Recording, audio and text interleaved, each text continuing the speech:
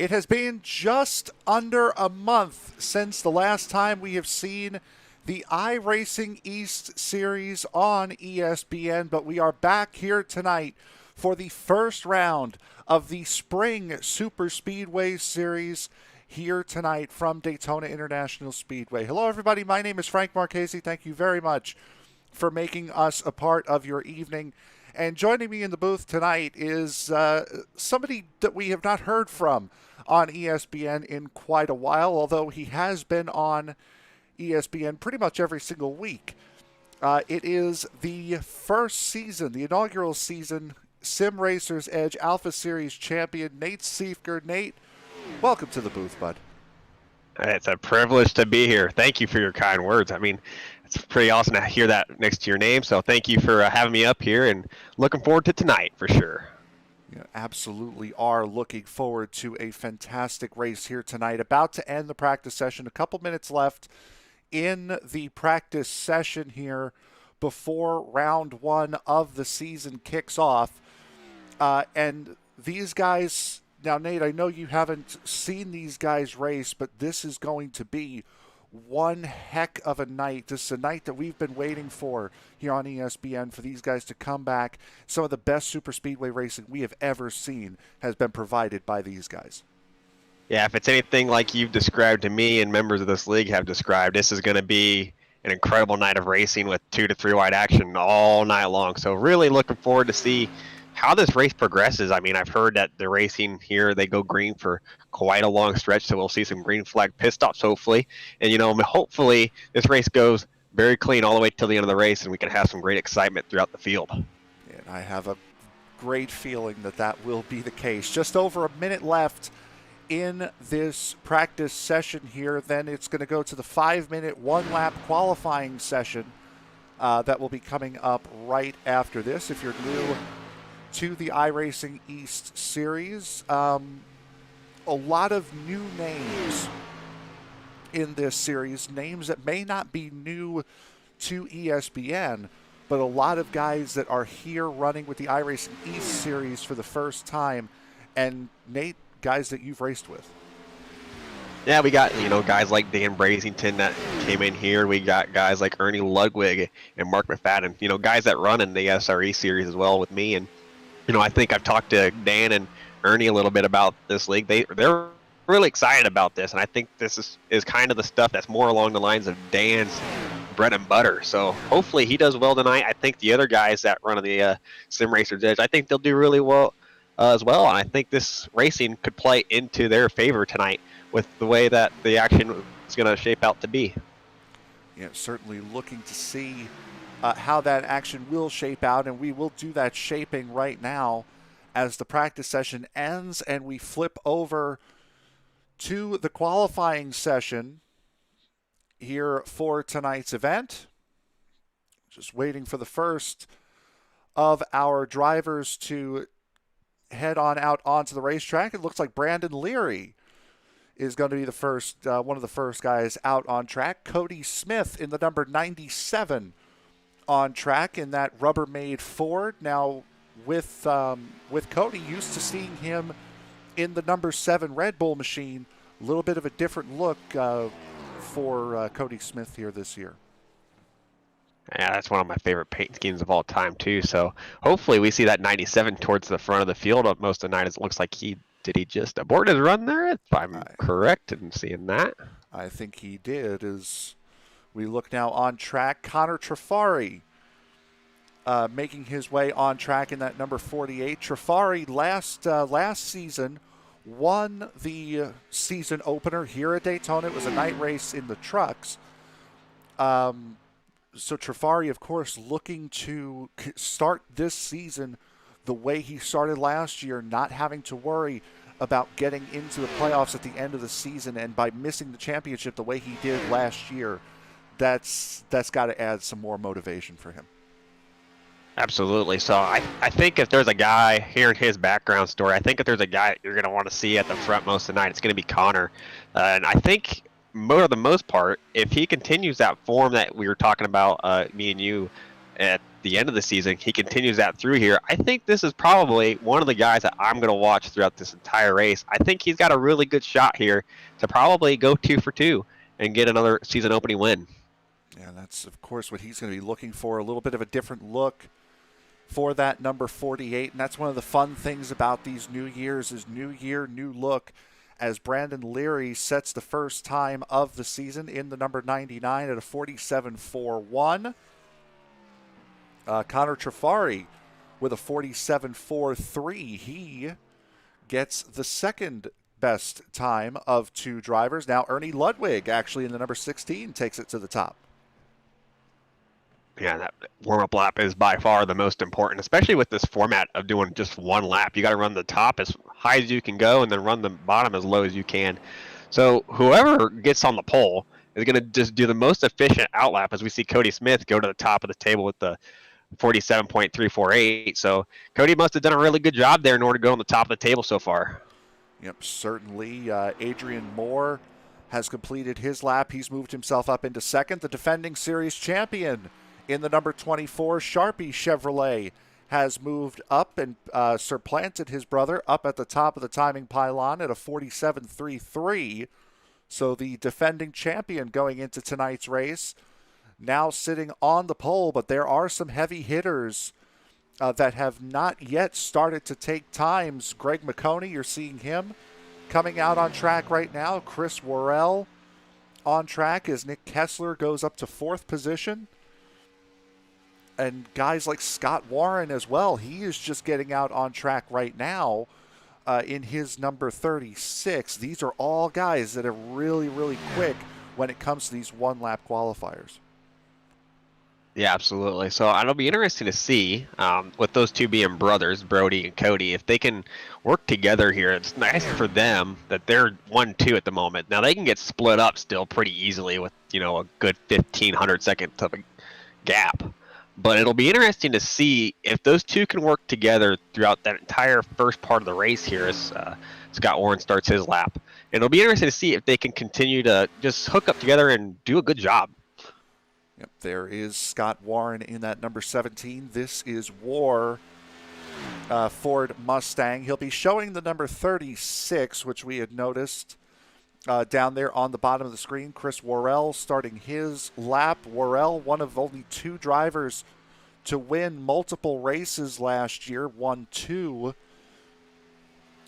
races over the course of last season. He is out on track as well. Greg McConey, who we were just watching a moment ago, has just completed his lap. McConey goes up to P9.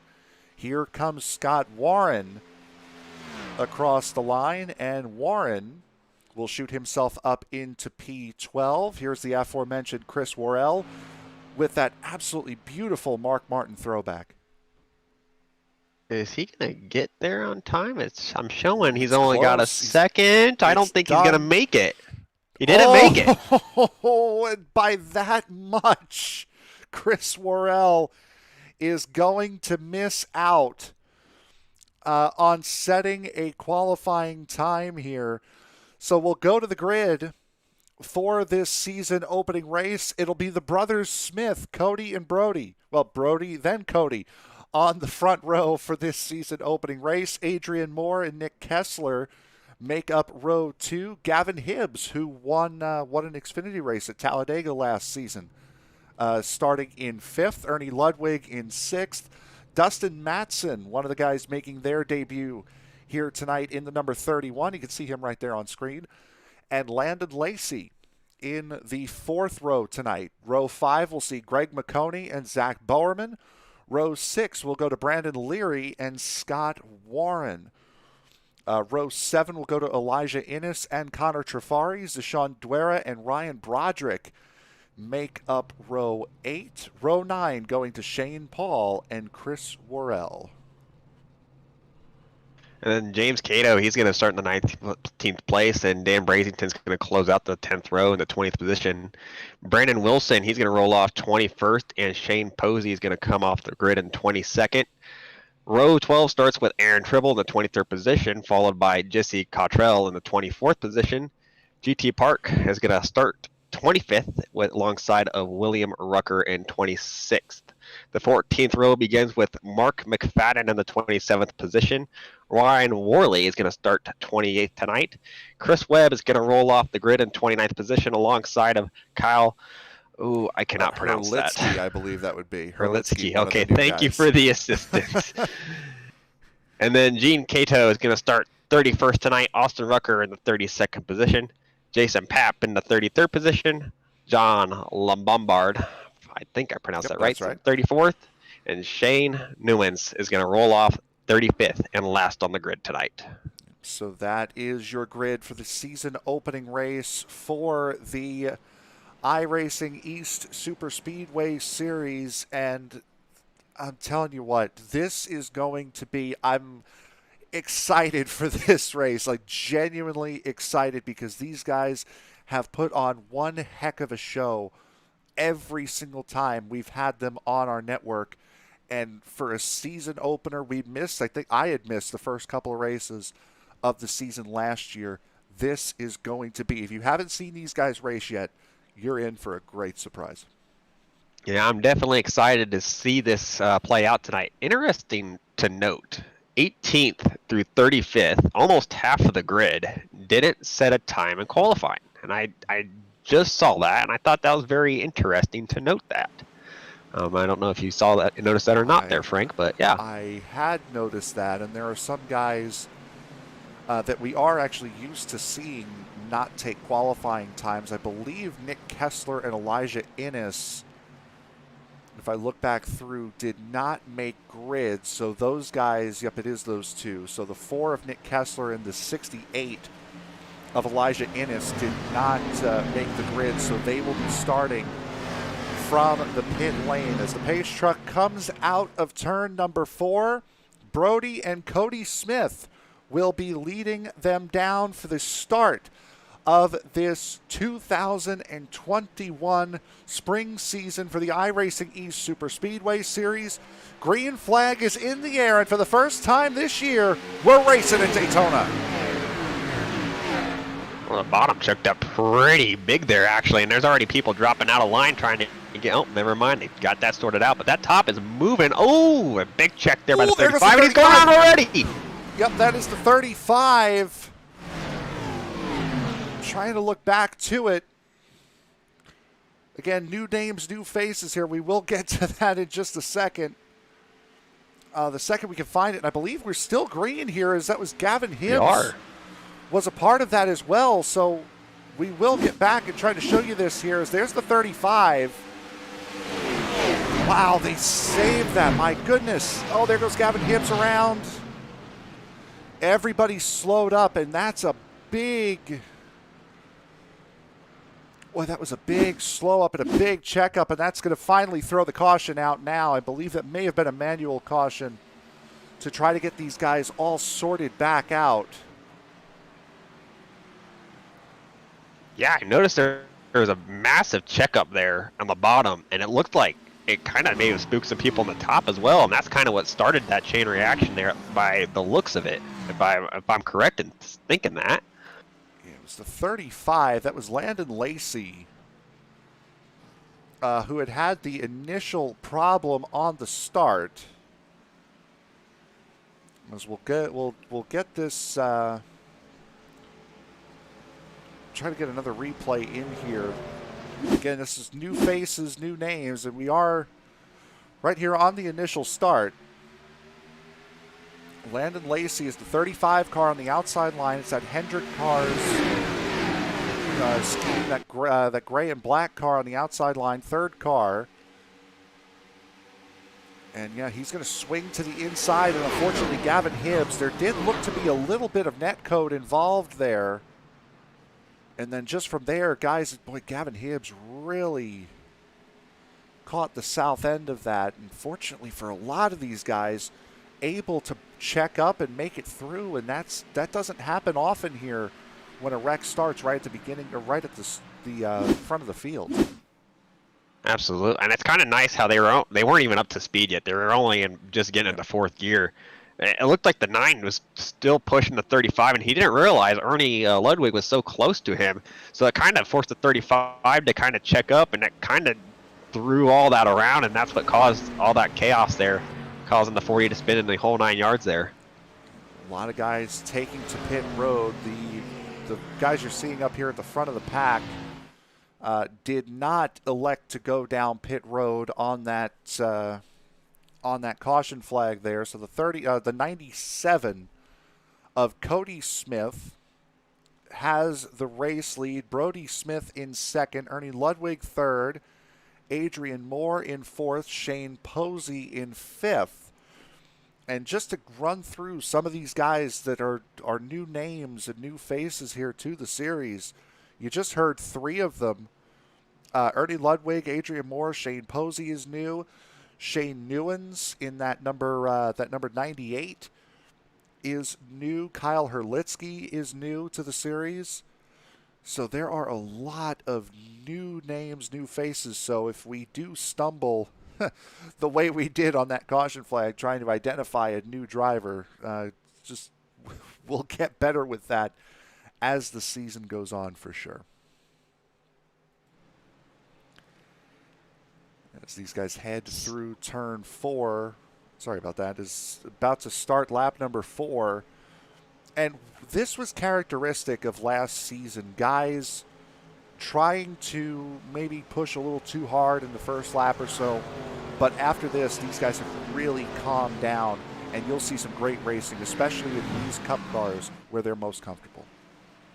I think these guys had as much jitters there on the start as me in the broadcast booth there for a second there.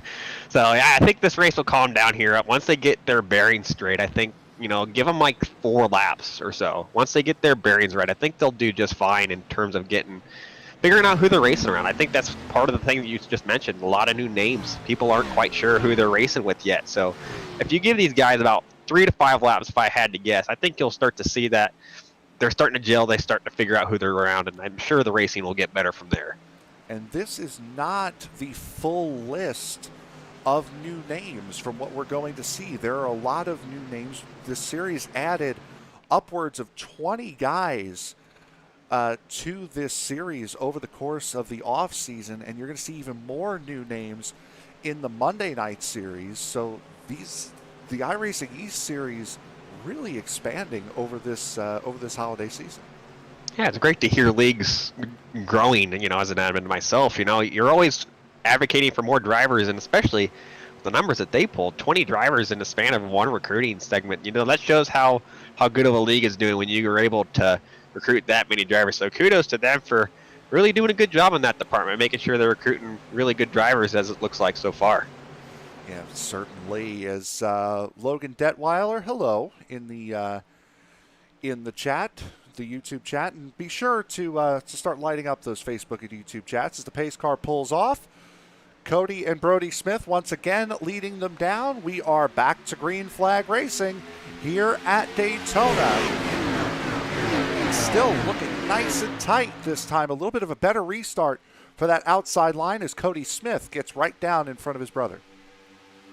And now I think this is going to start. People realize their mistakes there on that first start. So now you're going to start to see people kind of stay, okay, we're on lap 5. We don't need to start pushing yet. But it looks like the Smith brothers are pretty hooked up there by the looks of it. They're just pushing their way ahead by a good margin at the moment.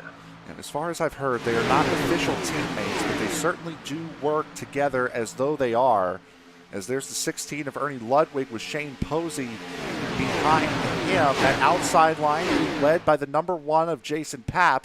And already, partially due to that caution flag, Nick Kessler in the number 4 is already up there in the 4th car on the outside lane. Just goes to show, if you could make it through one accident, you certainly can make up some ground, even if you do decide to start from pit road.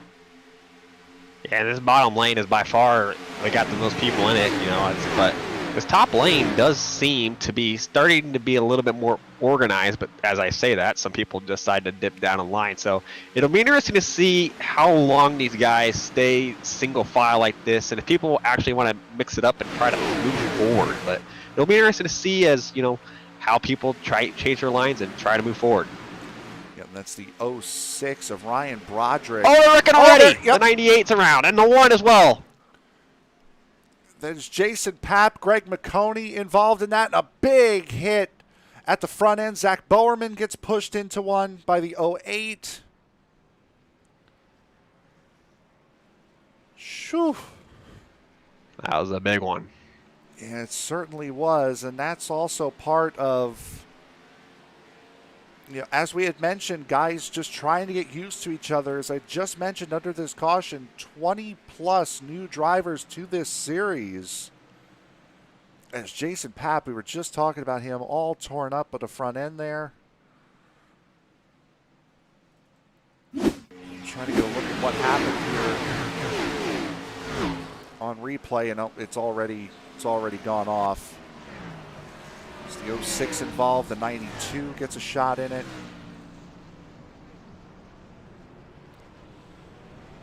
Try to look a little bit further back. 06 involved again. Try to look a little bit further back in this. See how this had all come about. I might have gone back a little too far. I have. Here we go. This is the outside line. It's Papp, the 06.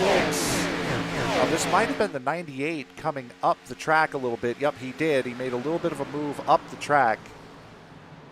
And the 99 catching a piece of it. Boy, the 12 hit that inside wall right at pit entry really hard. And that is your second caution of the race, as everybody now taking it to pit road. Tell you what, there's a lot of good work by a lot of people there to not get caught up in it anymore. So good job to them for making sure they kept it clean, though. Certainly, as Brody Smith wins the race off of pit road. Everybody taking it down pit road this time. And with that, with the fuel load being what it is, I believe you said it was only a 75% fuel load that is allowed here. You really need to take advantage of these cautions. That was only about 4 laps of green flag running prior to this caution here. But it's still, that's 4 laps. You're going to have to pit sooner, and that's 4 laps you could be out of a draft. Yeah, and especially if everyone's pitting there, that makes sense to why don't you pit? I mean, you're 4 laps closer to hitting your fuel target.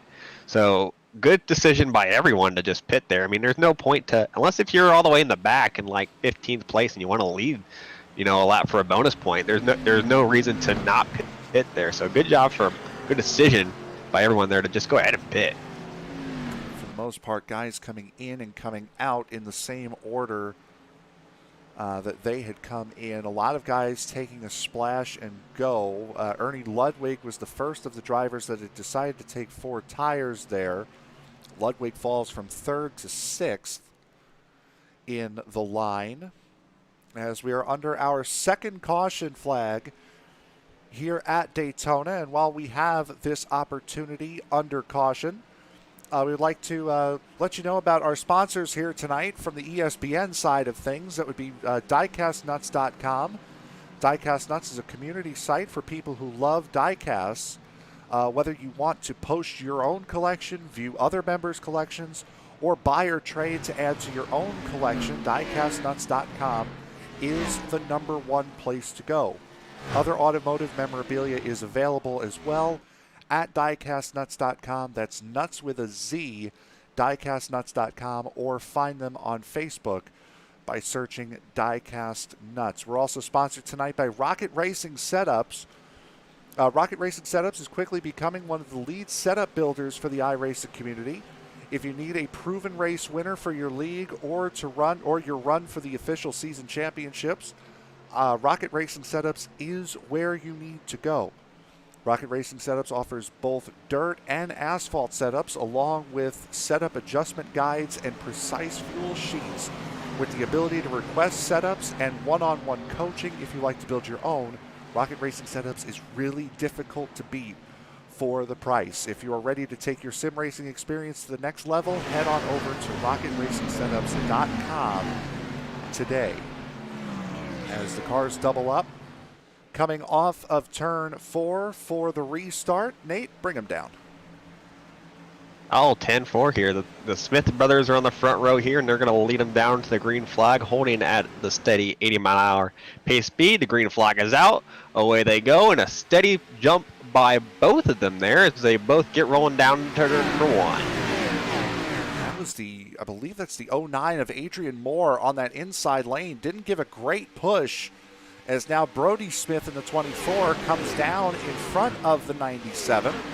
So now Brody gets in return what he had done before the previous caution flag. That leaves Shane Posey and Ernie Ludwig on the outside, and you could see two distinct packs forming, both because of damaged cars and also just to really sort of simmer this race down.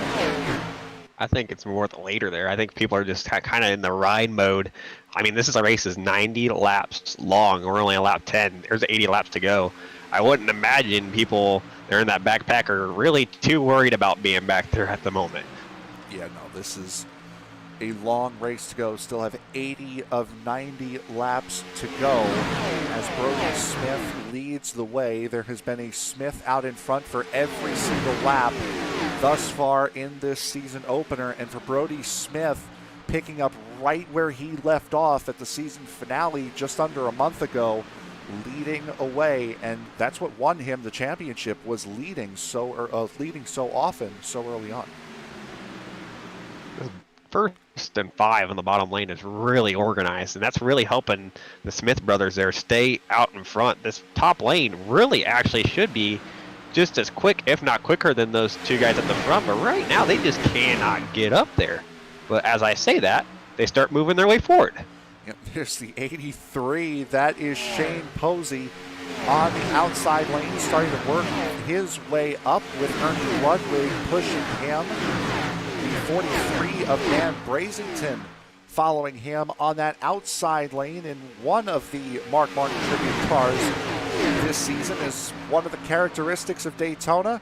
You see guys peel out, start to back off, going down the back straightaway, get under that yellow line, back out of the pack, and that kind of broke that inside line up just a little bit.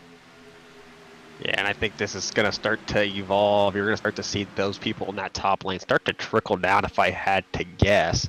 But at the moment, we're not seeing any evidence of that. I mean, they're still hanging tough on that outside lane. I would imagine that they're going to start to trickle down, and as I say that, we see one already go down below into that second groove.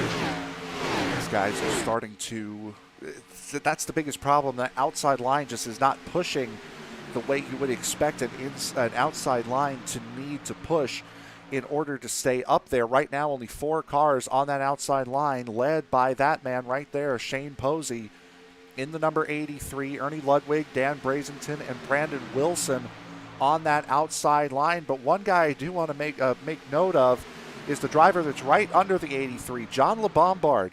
This is a guy that we saw running around in the back of the field, not really competitive last season. He is right up here in the thick of it tonight, and very nice when you get to see different people up at the front. And for LeBombard, this could be a breakout year for him. And Frank, which place did he start in? I believe he's plus 26, so I would have to say stone dead last, if I would have to guess. 34th. So he's done very well for himself tonight so far. Yeah, and that's big, getting through both of those wrecks, and he does not have a scratch on his car, does the driver of the 95, and now they're sort of shuffling him out as Ernie Ludwig jumps down to the inside lane. That will leave Dan Brazington getting pushed by Kim Kessler in the 4 on that outside lane. And this is the boys of the iRacing East Series that we're used to seeing. Great pack racing, a lot of shuffling around as they're 3 wide in turn 2. I think Dan's trying to get back. He was kind of running a really strange line compared to Nick there for a second. I almost thought he was going to get turned by him with the way he was kind of angling his car there, but I think he's just trying to shuffle back. He's probably got a little too warm there, and he's starting to ride here, just trying to feel everyone out. It's his first official race with these guys. I would imagine that he's just trying to learn. Yeah, and that would certainly be one of the ways you could take this race, as more of a test session, a practice session, It is a points race, but you do want to get on guys' good side, especially if you are brand new to a series, the way so many guys are new to this series. Still leading the way is Brody and Cody Smith on that inside line. Brody Smith in the 24, Cody Smith in the 97 on the inside lane. There's a little bit of a break that appears to be, I would say, around that 12th position or so. There's a little bit of a break back to the second big pack here, but this race has certainly calmed down as the damage number 40 of Gavin Hibbs gets lapped on the outside. Yeah, and going back to your point there of calling it a test session, really the first 2/3 of this race is essentially just a test session. I mean, you're testing your runs, figuring out for when that last lap does come, when can you move? And I think that's going to be the big thing with a lot of these drivers towards the front, is kind of learning, okay, I can go forward here, and I can push this guy here, and I can make this move here. So the first 60 laps of this race is just going to be all about learning as much as you can to prepare yourself for that final lap. Certainly could use that, Justin. That's typically how I would run these races here. Now, I have a major problem, and playing iRacing has only enhanced that problem. I hate people in front of me, especially when I can't just up and move them out of the way. So this would be kind of the time where I would be laying in the back, try to find that one guy that I could try to work my slingshot moves on. As you can see, there's the 4 of Nick Kessler pushing on the outside lane. Shane Posey has been hanging out there on that outside line. Finally, somebody's helping him make it work. I was about to say, this top lane has finally got the momentum that it should have had about 5 laps ago. So good job for this top lane. And as I say that, they're going to start to look a little disorganized to the point where they're going to lose all that momentum they just created. And Nick Kessler and Chris Worrell, those two in the 4 and the 6, those guys are used to racing with each other here in this series. And since they're up towards the front of the pack, now that pack's starting to make a move as Cody Smith jumps up in front of the 87, the 09 of Adrian Moore getting a little loose on that inside line, had to make a save going down through the tri-oval. Cody Smith goes up to the lead, but he is going to have Shane Posey right to his outside.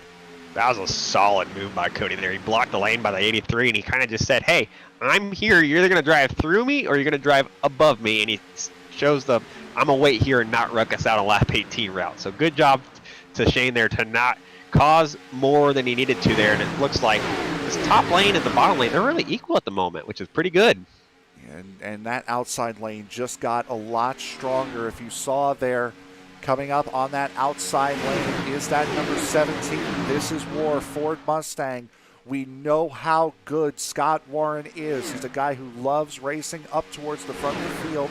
Did not put a qualifying time in, but if you're looking for a guy that if he can have some form of luck, this is a guy who can win each and every single week out here. So, and he has finally gotten up into the top 10.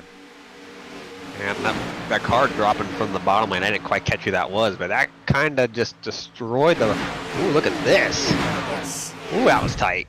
It does get really close, especially around Daytona, as now you have series veterans up on that outside line. They're going to show you how to make an outside line work, as Kessler leading that outside lane from Cody Smith on the inside. Chris Worrell, that second car, Scott Warren, the third car on that outside lane. They're still trying to drag the 83 of Shane Posey, and now Dan Brazington on that outside line. The 68 of Elijah Innes. Remember, he was one of the guys that started from pit lane that is now up here into the top 10. So great racing from the two guys that started in pit lane up in the front pack. I'm really surprised with how strung far back this pack is, though. Everywhere from about Dan on back, it's really strung out. But I suppose that's just kind of the riding mentality, kind of just saying, hey, I'm just going to wait here. But I'm surprised it's that strung out regardless still. It's first through 22nd, and way back here is the 48 of Connor Trifari. Remember, Trifari, the winner of the season opener here last year in the trucks, had a very strong run at Daytona to close out the season. in these Cup cars. And as we had mentioned, guys just riding around. That really is what this pack is doing. There are a couple of big names in this pack. Aaron Tribble's back here. Connor Trafari's back here. Zach Bowerman, who was a race winner, does have damage on that number 9, but he looks as though he can still keep some form of pace up at the back of this field. But still, guys, just there are big names in the back of this field. I'd say they're riding, but if I was riding back there, I'd kind of want to be single file, not double file, because here's what's going to happen. We're going to eventually get the green flag pit stops here. Probably, I'd say, within about 10 laps. These guys are so far back, and let's just hypothetically say this race goes green the rest of the way. They won't have any even chance to even catch up to this front pack at all. That is a risk that we see here every single time these drivers do head out on track here. And as we had talked about off air, something also to notice is this is a big pack. Once the green flag pit stops start to cycle through, we saw it a lot last year. That front pack, this big pack of say 18, 20 cars, is going to shrink to about 12 to 14 cars. And it's going to get smaller and smaller every single time we go into pit road here. So you really don't want to be that far back. No, absolutely not. And I think it's going to be curious for, Connor, people that you said typically are really good and run at the front. The people that run in this back, they'll find a way to stay attached to that front group, whether that's attacking the pit lane, whether that's attacking your pit box or attacking pit out. They'll find a way to stay with that front pack, but they have to work with someone in that pack because you can't just pit by yourself here. I mean, you know that. Everybody that runs these restrictor plate tracks knows that. So if he can find someone that can go forward with him out of that pack when he needs to, he'll be in just fine shape. Jesse Cottrell, the leader of the 3 cars, now 2 cars on the outside. That's Jesse Cottrell and GT Park that are on the outside lane as those guys now start to get single filed out on that inside lane. These guys giving a lot of room, a lot of running room, a lot of leeway. But up at the front, you see there at the bottom of your screen, that is Chris Worrell going for the race lead with the number 4 of Nick Kessler pushing him, and the caution has come out. Yellow. Trying to see who's falling down our timing pylon here. I'm not sure. Yeah, I'm not seeing much of anything. There's Jason Papp, Ryan Broderick possibly. No, he's looking fine. We'll try to see what happened here under this caution. Yeah, that's helpful.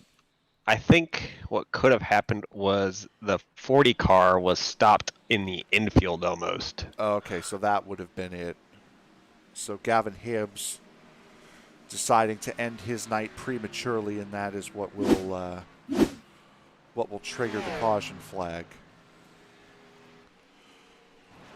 And fortunately, I was about to go ahead. Oh, go ahead. No, you're good. I was about to mention before that yellow came out. I don't know if you caught it or not, but the 6 did an excellent job of side drafting that front 2 to get in front of them.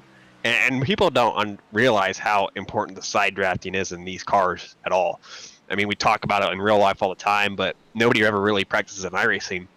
And Chris did an excellent job there of actually using it to get past that front pack. And that's right, that top lane worked really well there to get Chris into the lead there for a little bit.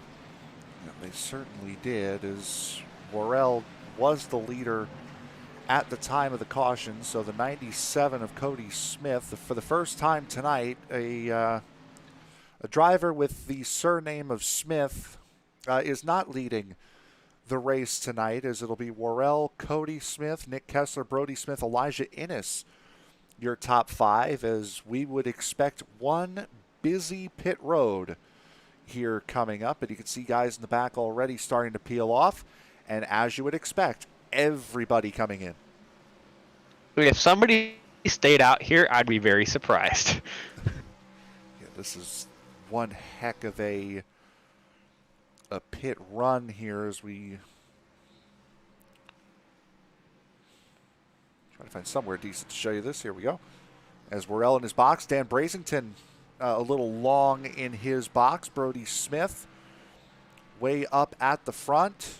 Nick Kessler's already down and away, so Nick Kessler's going to win the race off of pit road away from Cody Smith.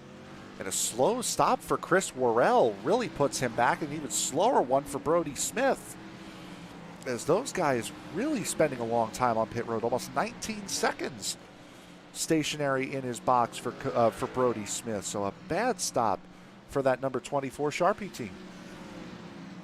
Yeah, that has to be just not hitting your marks in the box correctly there, and that kind of probably had to back up, go forward, or something like that. So that's not what he needed.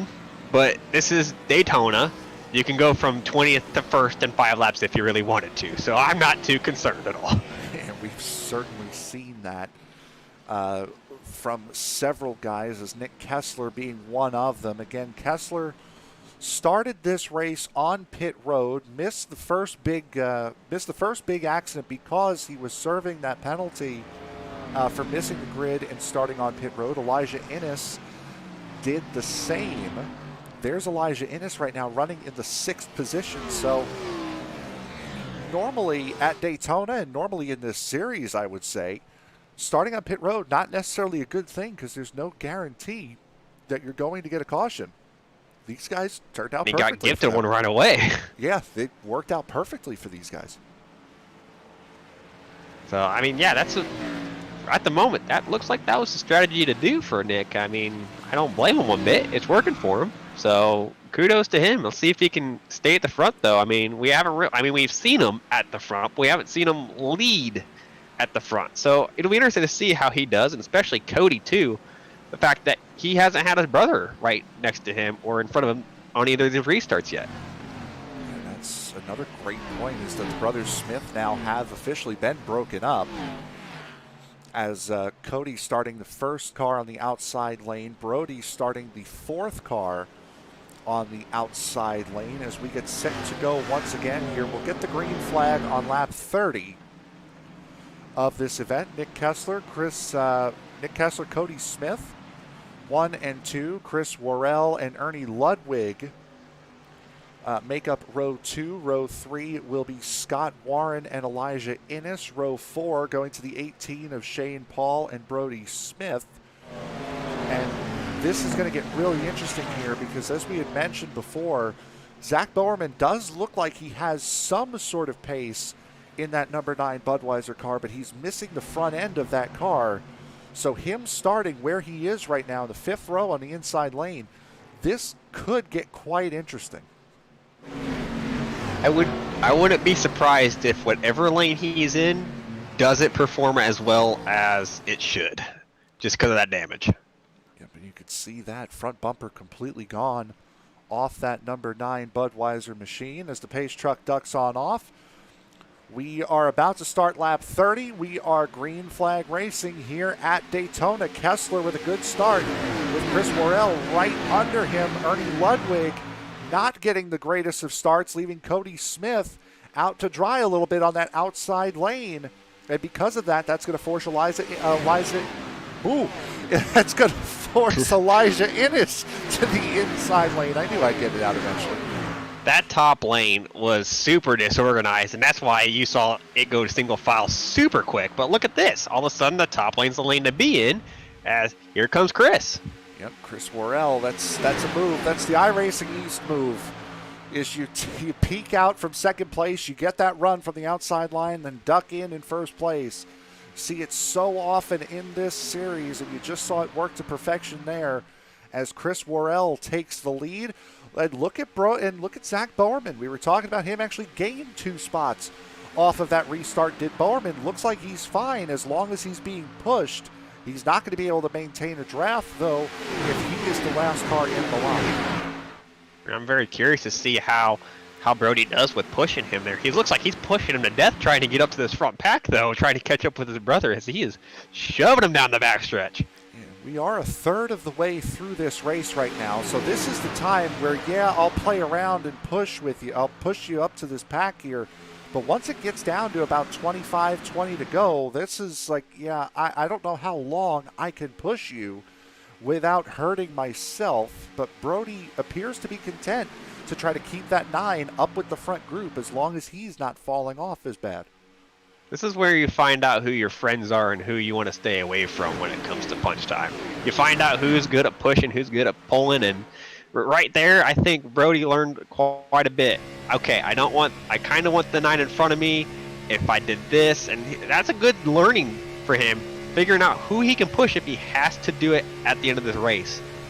There's only one car left on that outside lane. That is Scott Warren. You can see him as we ride on board now with Brody Smith, pardon me, to see what he sees out of that number 24 Sharpie machine, and he's seeing a lot of red right now in front of him, and that's why you see that little window up in the rear spoiler of these cars. These spoilers are so high, if that little bit of plexiglass wasn't there, you couldn't see through these front spoilers and would effectively be driving blind when you're riding this close.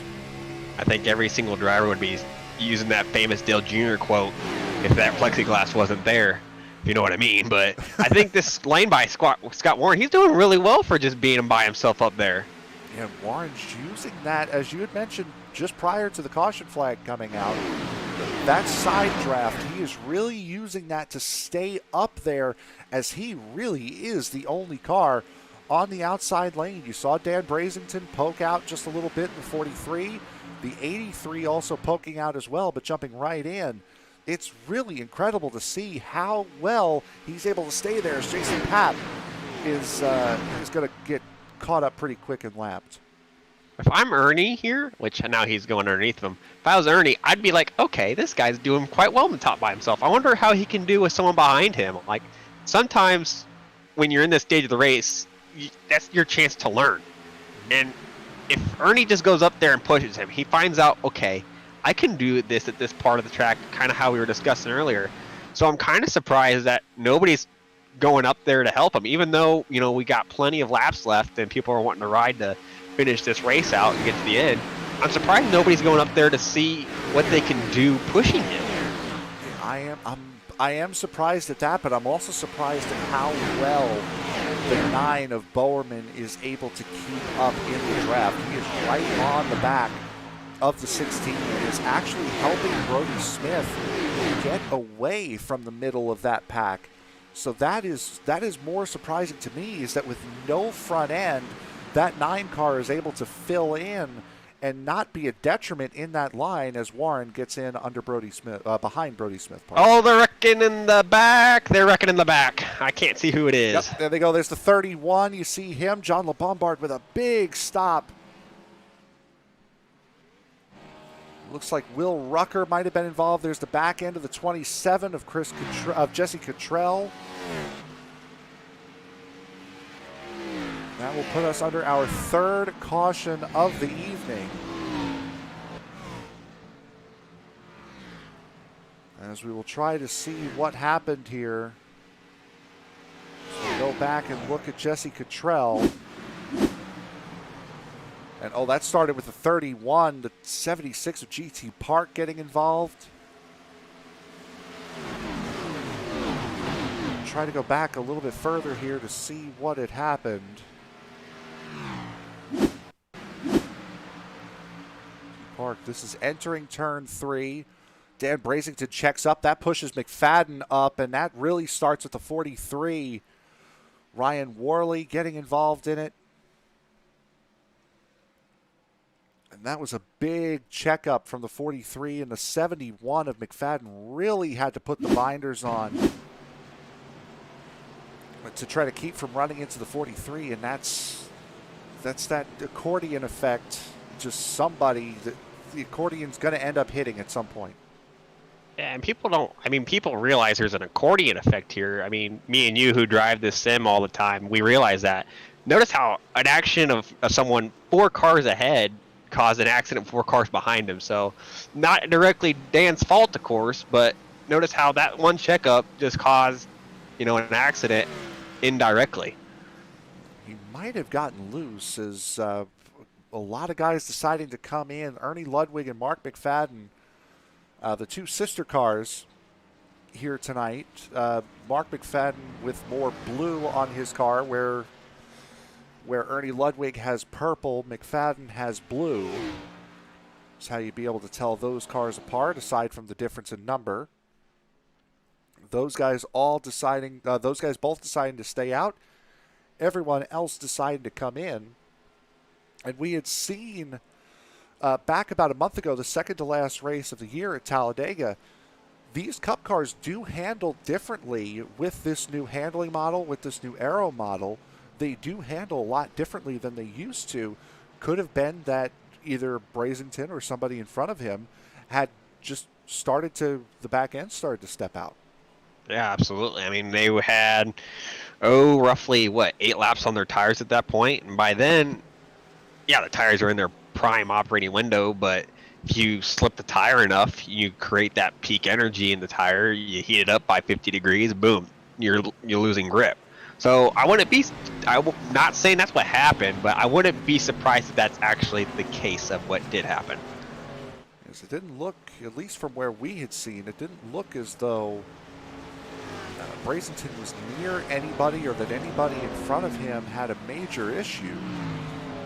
It just looked like Brazington had to back off just a little bit, and that's what caused what we saw. And I just want to point this out here. We have one of our favorite in-laws of ESPN watching our broadcast here. Great Dan Brazington supporter. So congrats to Dan here. I'm sure Dan wanted to hear a shout out that his father-in-law, my bad, was watching the race tonight. Well, there you go. And I believe, as he usually does, to see Timothy Bates, a staple in the Sim Racers Edge series, in chat as well. Sam Cooper Bennett also saying hi in the chat as well. Bates saying he's a second cousin. I suppose, I guess. I thought that was. I thought he was remarking towards to something you were saying there. Maybe, I'm not sure. He could have been. As we get set to go once again here at Daytona. Up at the front, it'll be Ernie Ludwig and Mark McFadden. Chris Worrell and Cody Smith, Elijah Ennis, and the 18 of Shane Paul make up the third row. Nate, bring us to the green, bud. Yeah, absolutely. And I mean, I've noticed, look how far back Ernie and Mark are laying back from that pace truck. They're laying back a good 10 car lengths back there, so that could make this start interesting. But anyway, Ernie has control of the field as this pack is, wow, they're really bunching up in the back there. But anyway, we're not focused on the back, we're focused on the front. And Ernie is going to lead us down to the green. The pace truck is away, and he's rolling out a steady 73 mile an hour this time. The green flag is out. Away we go, and Ernie is getting a shove from the 97 there. Yeah, that's a welcome to the iRacing East Series, and McFadden doing what a teammate would do right there and kind of holding up that inside line to let Ludwig get down to the bottom lane. Unfortunately, the momentum was not there for that inside lane, and that's going to allow the outside to start to make a run. But now Worrell giving one heck of a push to Mark McFadden, and that's going right through to Ernie Ludwig as those three on the bottom really holding their own against 6 cars on the outside lane. Cody was like, hello, this lead was mine. I'd like it back, please, Ernie. And he's starting to prove his case on the top side there as he's really working it. He's got a great pusher behind him here, and I wonder if he can make this work all the way to the front here. It looks like he's going to do it. It's the 18 of Shane Paul pushing him on that outside lane. Now down to the inside goes Cody Smith for the race lead. That will leave Nick Kessler in the 4 and pushing Shane Paul in the 18. Aaron Tribble, we're seeing him up there in the 22 for the first time. Nice sight to see up there, that Pennzoil number 22 Ford. Aaron Tribble making his way up towards the front of the field, hanging on to the back of that outside lane. And he's doing quite a good job. This top lane, there's a blinker on the top lane. It looks like he's back to normal now. This top lane's pretty organized for being a top lane, though, so kudos to them It'll be interesting to see if this top lane can continue the momentum all the way to the front here. It's definitely looking like it's got the part in order to contend with it. It'll be interesting to see, though, if as we approach halfway in this race, if they can continue this momentum all the way through. Just a couple laps shy of halfway here. Shane Paul leading that outside lane still. 5 cars on that outside lane right now. Make it 6 as Cody Smith takes the momentum of Shane Paul on the outside lane to try to keep that race lead. And that will clear Shane Paul going down into turn 3. So Cody moves up, takes Shane Paul with him. John LeBombard in 95 starting to make his way on that outside lane. A couple of guys we have not seen up towards the front starting to make a move. Aaron Tribble up there. Brandon Wilson in the 501 was a race winner last season. Zach Bowerman still hanging out up there. Zishan Duera. So this is the time where some of these guys are wanting to see what their cars can do just before we hit halfway. Really smart by Cody there on the backstretch there, that lap. That's good practice for that last lap. He moved to the top, took it away, and he got pushed there by the 18 forward. So it'll be interesting to see as Nick is now showing that the outside lane can work still.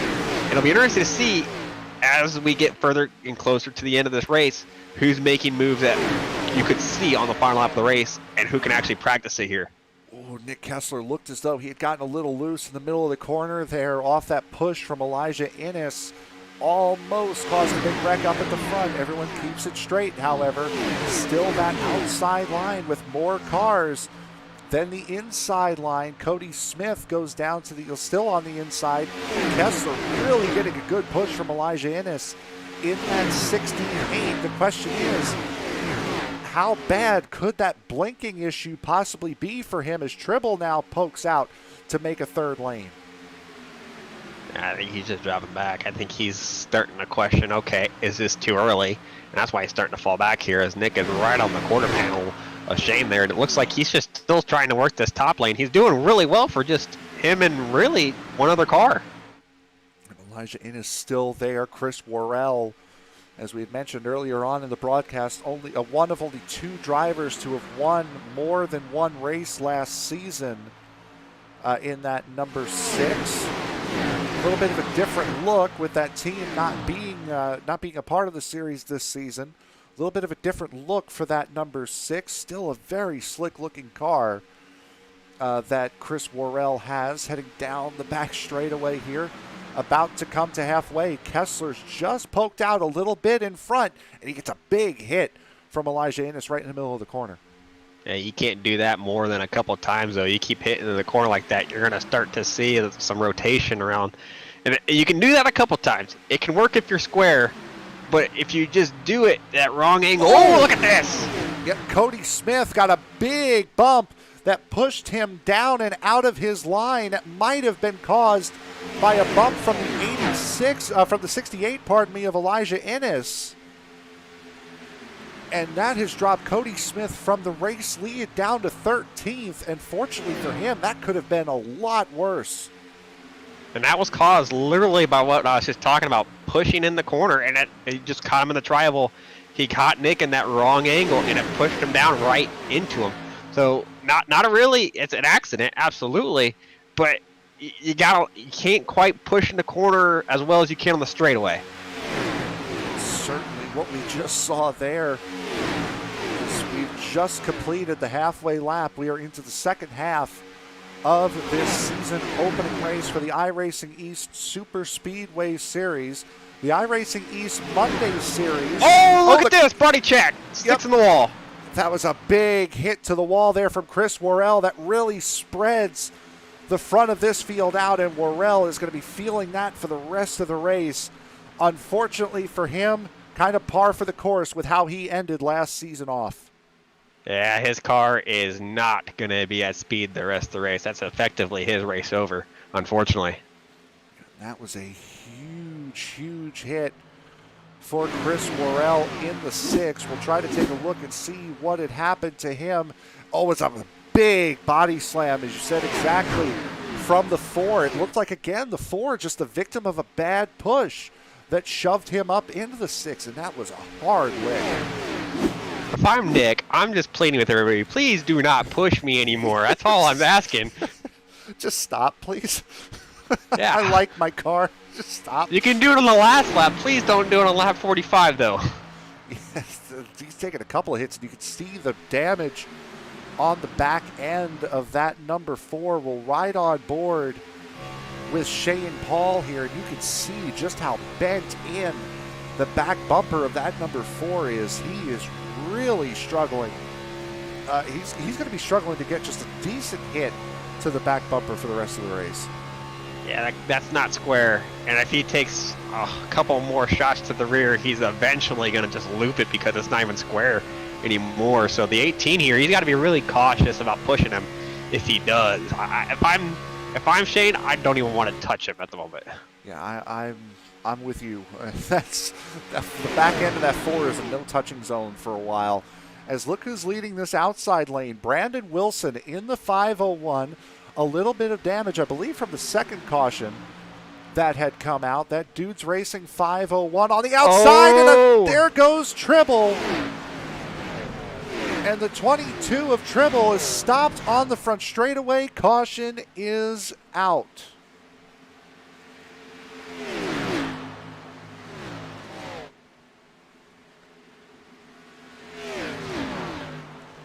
That appeared to be Ernie Ludwig.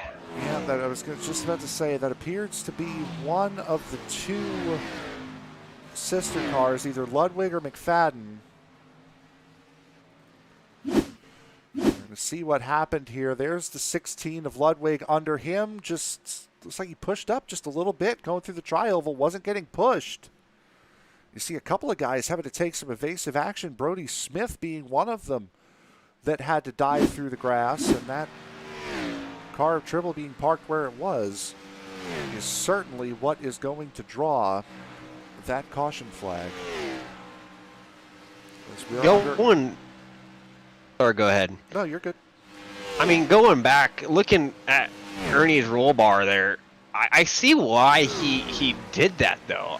The lane in front of him, the 18, they took a really high entry to the corner, and they kind of cut down pretty sharp. I think Ernie was just following the tracks of them and kind of just got caught out by it, if I had to guess. Yeah, we did see I 100% see what you're talking about. Let's go back to it, actually, to see if we can decipher what you were talking about. As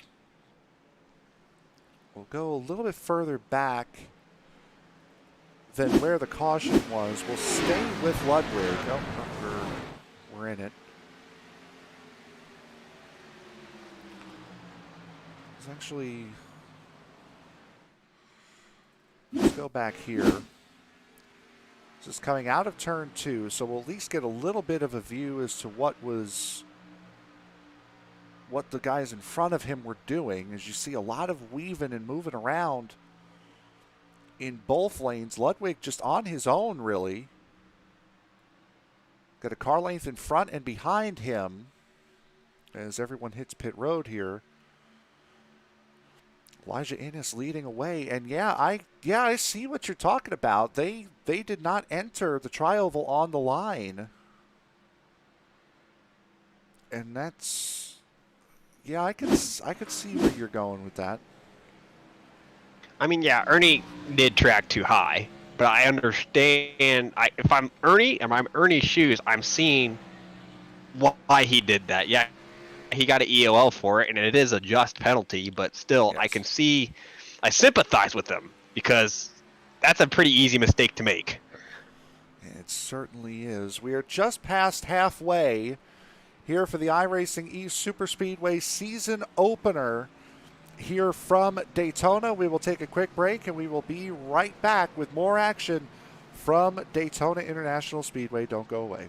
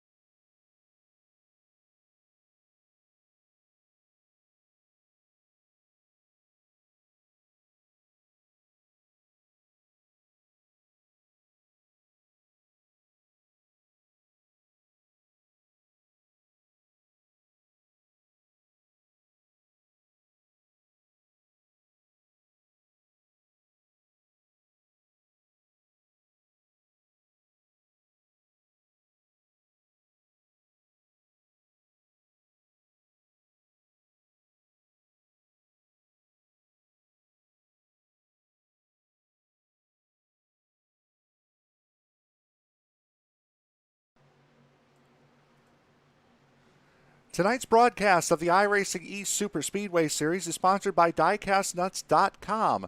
Post your own diecast collection, add or trade to it in the shop, and see other members' collections at DiecastNuts.com and on Facebook at DiecastNuts. And by Rocket Racing Setups. Rocket Racing Setups is one of the leading setup builders for the iRacing community. Find dirt and asphalt setups, tuning guides, fuel sheets, and much more at RocketRacingSetups.com today. Tonight's race is also brought to you by the series sponsors Circle B Diecast, Midwest Motor Customs, iRacing iFlag, and Butt Kicker. The series would like to thank you for your continued support as we get going back racing here on lap 53. It'll be Nick Kessler leading the way as Elijah Innes got one heck of a run on that outside lane, and Innes goes right to the race lead. Another guy we haven't seen much of in this race, Brandon Leary in the number 99 as they head out of turn 2 onto the Daytona Super Stretch. Really trying. Yeah, Nick didn't lead there for long, did he? No, he certainly did not on that restart. Look at, again, we were talking about Zach Bowerman. He, for a guy who has absolutely no front end, he has got some speed in that number 9 Budweiser machine. He may not win this race because he's going to need to push, and he can't lead a line with how much damage he has, but that 9 is impressing the heck out of me right now. I think he's just thankful that he can even stay with his front pack. I think he's not even really thinking about the win or just maximum points at this point, but you're in third place. I would be thinking about the win too if I was him. So I'm really impressed as well at the fact that with as damaged to the front end of that car is, he's in third place and looking like he deserves to be up there. It certainly is. And you can see there's not really a gap in the pack where he is. So he has the pace to stick up with those guys. So one heck of a run from Zach Bowerman. The outside line, however, not faring too well right now as John LeBombard currently leads that. Falling back now, LeBombard sitting in the 10th position as that is the 83 of Shane Posey behind him. Connor Trafari there as well, as that appears to be, I believe, the 08 of Gene Cato on the outside line as well. Gene Cato formerly in the 33, so same old face, new place, so to speak, for Gene Cato. And there's a couple of guys that are like that. Notably, again, Cody Smith in the 97 was in the 7 last year. Very interesting to see Shane just hop out of lane there, and he's trying to get back, and he almost got turned for trying to get back in lane there for a second there, and he's kind of just getting stuck out to dry at the moment. He's got to wait for this backpack to catch him, but as I say that, he almost pulls a gap on him, and it looks like he's still trying to fit in that hole. He's poking, but Brandon Wilson in the 501 is not letting him go. One of the last remaining Dude Racing machines is the 501 of Brandon Wilson. Both Greg McConey and Jason Papp involved in wrecks early prior to lap 10. So not a great day for the Dude Racing drivers, as that 501's sporting some damage on that front end still. I think the best looking one of the lot is Ryan Worley, who has minimal to no damage on that 00. That's going to be important. The fact that you said little to no damage when everyone around him does, it's going to be important for that 5 laps at the end where he's able to make moves that other people can't. So that's a very important tidbit right there to mention later on in this race. Another important thing to look at is that we had saw, I want to say around the caution in lap 27, the pit stop that followed thereafter, Brody and Cody Smith got split up. Brody and Cody have yet to find their way back to each other. Cody Smith currently running in the 4th position there in the 97. There is Brody Smith. They have 2 cars between them. Those two, for the better part of 30 laps, have been trying to find a way to link back up and just have not been able to, as there goes McConey on the outside line. And it'll be interesting to see, as I think the 97 and the 18 just body checked each other there, actually. Just minorly, nothing to be worried about, right home about. But still, I think it's interesting to see. if I'm the 24, if I'm, if I'm Brody, I'm not really caring about my brother at all at this point. I'm saying, okay, I got my race to run. You can run your race, and if we meet up, we meet up. That's what I'm saying if I'm Brody at the moment. We've got just over 30 laps remaining here at Daytona. Elijah Innes currently leading the way in the number 68. Nick Kessler second, Zach Bowerman third. And wouldn't you know it, a lot of these guys that I've just mentioned that are sitting in the top 5 right now, sitting top 5, top 10, there are some new faces here, but a lot of names that we saw last year. Innes, Kessler, Bowerman, both Smiths, Brandon Wilson, John LeBombard, all guys that were fixtures here last season, all running up towards the top. That's important because they have experiences. Oh, Nick throwing a huge block there, and he almost got ran over for it there. But look at this. He's going to reap the rewards for it. Considering how we've talked about how bad the rear of his car is, I'm surprised he had the courage to go up there. It's no PTSD for the driver of that number 4 as he stays on that outside lane, just trying to get the push. Unfortunately, he waited too long to go down, and that gap closed. However, I wouldn't be too concerned by that because look at who's behind him. It's the 9 of Bowerman, and we really haven't seen any evidence of the fact that Bowerman is able to push with no nose. And this top lane is by far, at the moment, looks more organized. But like we've said all night, I literally say they're all more organized and then they get dysfunctional again. But at the moment, the top looks pretty good. And if they continue to just stay that form, they should have no reason as to why they just can't hang with them and run this 2x2 for another 5 to 10 more laps. This certainly has been one heck of a ride all race long from these guys. We'll try to take a look at from the in-car of one of these guys that are running on the outside lane. This is from Shane Paul. A little bit of a different look running that outside lane. You do have to be a little bit more cautious with how you're turning. You do have to be a little bit more careful on the throttle, but these guys still just as close. A traffic jam at 200 miles an hour as Cody Smith decides to take a break. Yeah, I saw that. But, I mean, at the moment, like I kind of said, this top is doing the job that they needed to do in order to continue to produce that momentum. And at the moment, Zach is really doing an excellent job. The second in line on that bottom line is look at him. He's just pushing Elisha out in front and doing everything that he can do at the moment. At the moment, I'm the most impressed with Zach by far. And he has now shown that he can push as he has shoved that 68 of Elijah Innes out towards the front. Here comes the 06 about to be lapped to make it a little bit more difficult on that outside lane.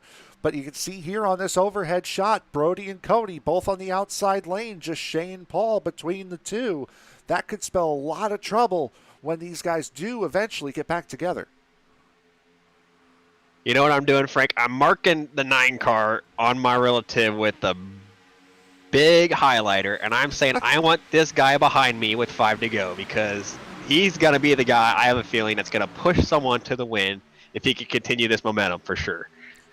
Just imagine how much better he could push if he actually had a front end and his normal top end speed, because he is getting pushed quite a bit from Brandon Wilson behind him as we have 26 laps to go here at Daytona. This is going to be one of the longer races run this season. We'll typically see between 70 and 80 laps all season long, depending upon where we go. Now we have 2 races at the newly minted iRacing Superspeedway, as there's a wreck in the back. We got Scott Warren spinning in the back. Yep, that's the 36 of Warren, able to hold on to it. We stay green. What a save by the driver of the 17. Yep, and he's going to go to the back without draft, and he's going to be praying for a yellow flag in about the next 10 laps, because he's going to lose about 2 to 3 seconds a lap here if he, he's got, let's say, 10 seconds back from that pack. He's only got about 10 laps before he gets lapped here, so that'll be interesting to see if he can hopefully get a yellow here. That's what he's just hoping for. That's what he certainly needs right now. And we are on the cusp of whether or not you can make it here. If a caution were to come out right now, this is about that borderline, 25, 26, 24 laps to go, as to whether or not you can make it to the rest of the way. That, however, I don't think will get you through green-white checkers, of which I believe there's, 2 green-white checkers on offer? I'm not entirely sure. I think that should be in the info section if you want to take a quick look, as we have 25 laps to go. There's Aaron Tribble in the 22, flashing by the foreground. Still, Elijah Innes able to keep that inside. No, okay. I think there might be 2, if I remember from last year. Elijah Innes still able to work that inside line. Zach Bowerman really coming down to give him a push now. Nick Kessler still on that outside. This is the most competitive I remember seeing Nick Kessler for quite some time. We would see him bounce around between the front and the back of the field last season, and unfortunately would end up in a big wreck. Not necessarily in particular, but Kessler certainly putting on one heck of a show here tonight, sitting in the race lead currently. If I'm these guys around Mark McFadden in this position, like William Rucker, Austin Rucker, if I'm in Gene Cato, if I'm in this position, I'm seriously considering pitting here. Because if you get a yellow, you're going to cycle to become the leader because you don't complete a whole lap around here. I'm seriously considering that if I'm in their position. So if they short pit and there's a yellow, they're in excellent position, but I don't have to worry about that as a wrecking. Oh, and that's a big one right at the front of the field. And just as I had said, not necessarily of his own doing, but Nick Kessler has gone around again, and man, that has caused a big one, and there were a lot of cars involved in this one. And what was it caused by? A bad push in the corner. And that push would have come from the 97 of Cody Smith. There he is, Brody Smith involved. Shane Paul was in it. And I mean, you just run down the list of drivers that would have been involved in it. There's Brody Smith with damage to the front of his number 24. Both of the Smiths, yeah. Boy, and that's what happens, unfortunately, when a big wreck happens at the front of the field. It all goes. And we'll take a look now and see what happened there. So we'll go on board. This is Kessler. He's already out of control. There's, boy, just 18 of Shane Paul. GT Park involved in one again. Brandon Wilson. Boy, Jesse Cottrell almost caught the back end of the 4 there. Brody Smith, and yep, you're right, just a bad bump coming out of the corner. Brody just does get through. We'll try to ride on board here with Cody Smith to see what he saw. And yep, there it is. GT Park, Mark McFadden in there as well. Just a lot of spinning and a lot of pirouetting you see after one driver makes a mistake. And for a lot of good drivers, a lot of big names in this race, that pretty much spells the end for a lot of races.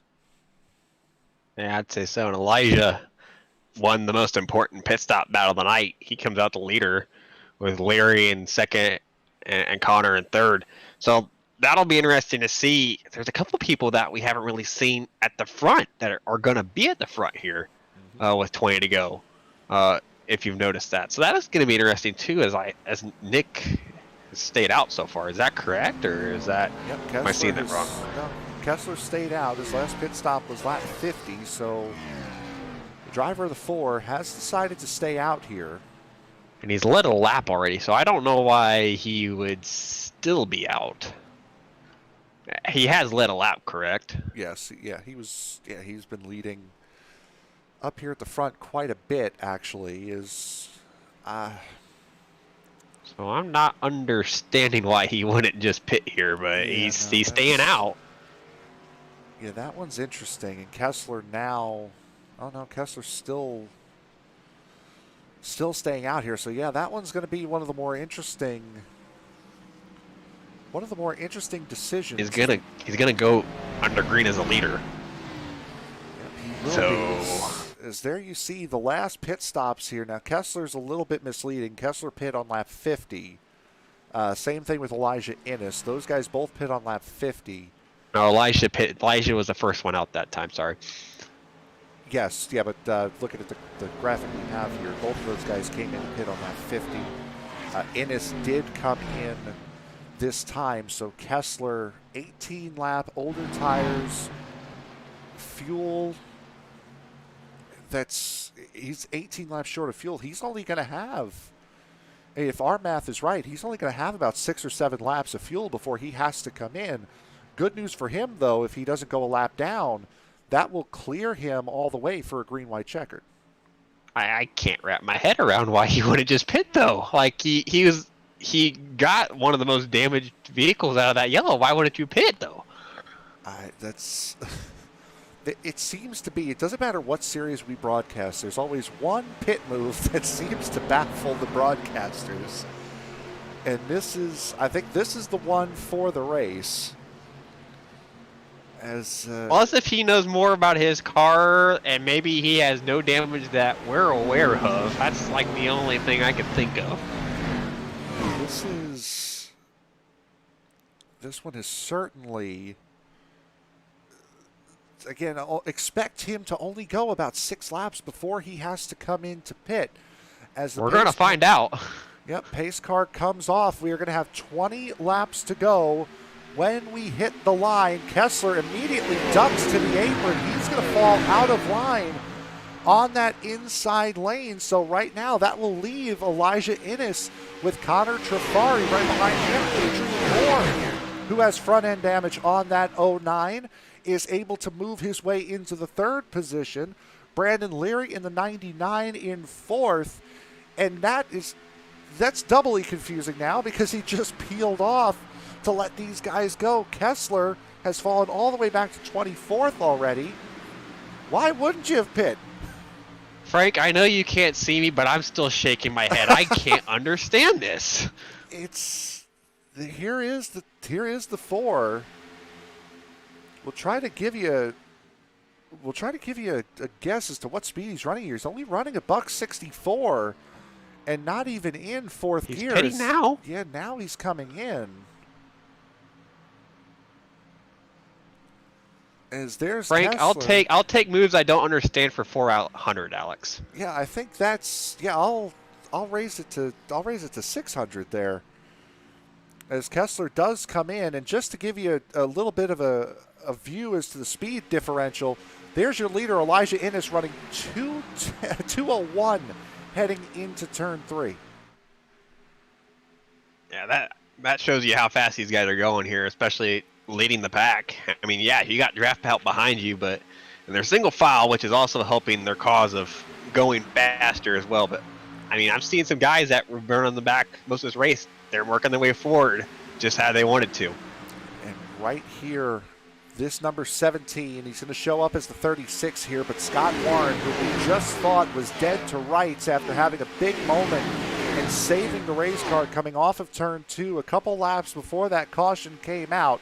Scott Warren is right back up here in the top 5, doing it just as he did previously, working alone on that outside lane and moving up. And you see how he side drafted Adrian there. He got really close. He didn't quite make it work just due to where he was at in the corner. But he's just trying to put air on that spoiler, trying to drag him back so we can slingshot past him. And he's doing the exact same thing we talked about earlier in the race, where he's by himself and he's just kind of stuck and nobody wants to help him. Right now, there's really nobody up there to help him. Now, behind him, just behind him, is the 83 of Shane Posey.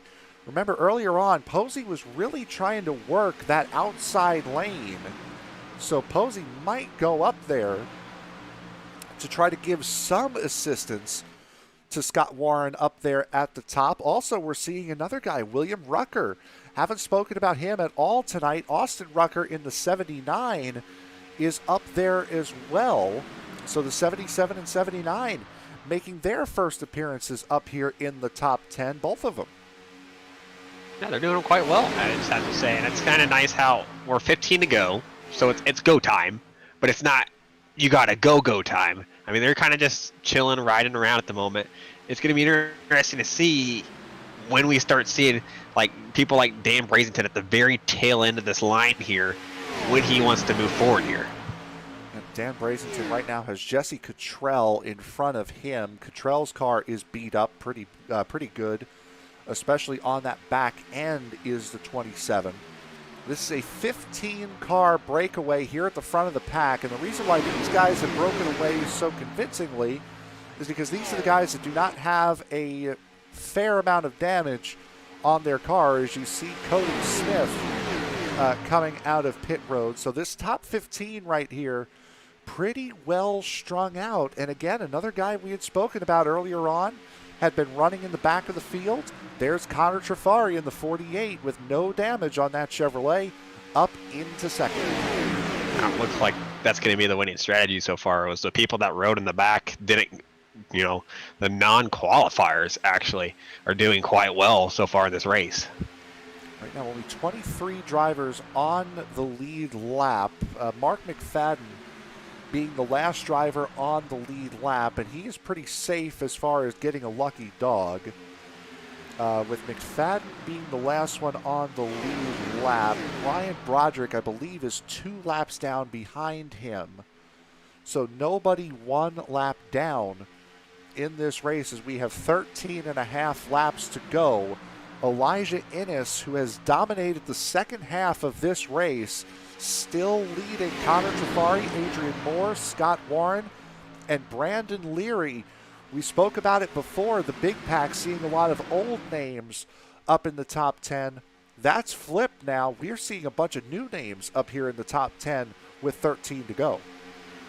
Scott's going to start waving money out the window, asking for people to help him here, just because he's just been chilling in the top lane the entire time, and not a single person has wanted to come and help him. He has certainly been the Lone Ranger on that outside lane tonight. And boy, if there's one person I really don't want, I'm still not convinced that Bowerman, we saw how well he was able to push Kessler a little bit earlier on. I don't trust the 9 with nobody behind him to help push me up towards the front. I think that's kind of the predicament that Zach is in, because he knows if he goes up there without help from behind, he's going to drop. And that's going to drag Scott back too with them too. So I think that's the reason why Scott's in that predicament where he's stuck, essentially in 4th or 5th place. And he's kind of just chilling there. He's not really moving forward or backwards. He's just stuck. With the fact that he hasn't fallen like a rock, though, with 14 cars lined up to his inside and him the only one on the outside, is just a testament as to how quick that number 17 Ford is. That car is a rocket ship. Just hoping either one to get enough of a gap between the 99 of Leary and the 9 of Bowerman, as now Leary moving up to the outside lane finally took some money and got some help. And he's got the money, and let's see if he can actually earn his paycheck, though, because he's got to get forward. And at the moment, he is not earning that paycheck because they're going backwards. Yeah, no, he's turned that. He has turned that 17 from a rocket to an anchor, unfortunately, is now up to the top lane goes Shane Posey. So now that outside lane starting to work. Warren actually taking this time to get down to the inside line behind William Rucker in the 77. So the 99 starting to fall back. The 83 is going to try to play the Scott Warren game and try to stay up there alone. Scott had to cancel that check because it didn't even work.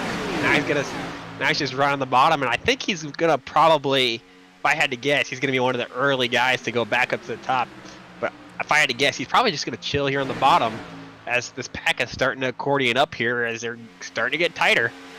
10 laps to go, and this is the time where if you think you have it at the back end of this group, like a John LeBombard, Jesse Cottrell, Dan Brazington, one of these guys at the very back here, if you think you have something, this is the time where you start to maneuver yourself to where you can use it. There's Ernie Ludwig jumping to the outside. The 08 of Gene Cato is up here now as well. Hey, look who just jumped up. Yep, there's Scott Warren going right back up to the top in that number 17. So Warren... I think he just needed the right partner. Yep, and I think he's going to find it with Shane Posey. Posey, again, as we had mentioned, working the outside line almost exclusively earlier on in the race. Just needs a really good push now. Does Warren. We know the speed. We know how good that 17 is, and trying to show it now as they head into turn number 3. You can see from this overhead shot just how much moving and shaking there is right now. And you know how 3 laps ago we were single file, nobody was on the top. Look at this now. We got, what, 7 cars in the top lane, and what we got 7 cars on the bottom. Very equal. And it'll be interesting to see which lane can continue the momentum and who at the back of these lanes is going to switch to promote the It is cutting out a little bit there. I do apologize for that, but you can see just how much from this overhead view, how much some of these guys are moving around as there goes the 48 of Connor Trafari up to the front, gets the draft from Scott Warren on that outside lane. A couple of cars on the outside now with damage is going to make this really, really tight, coming down to 7 laps to go. Trafari had a chance to win the season finale last year, won the season opener, trying to do it again.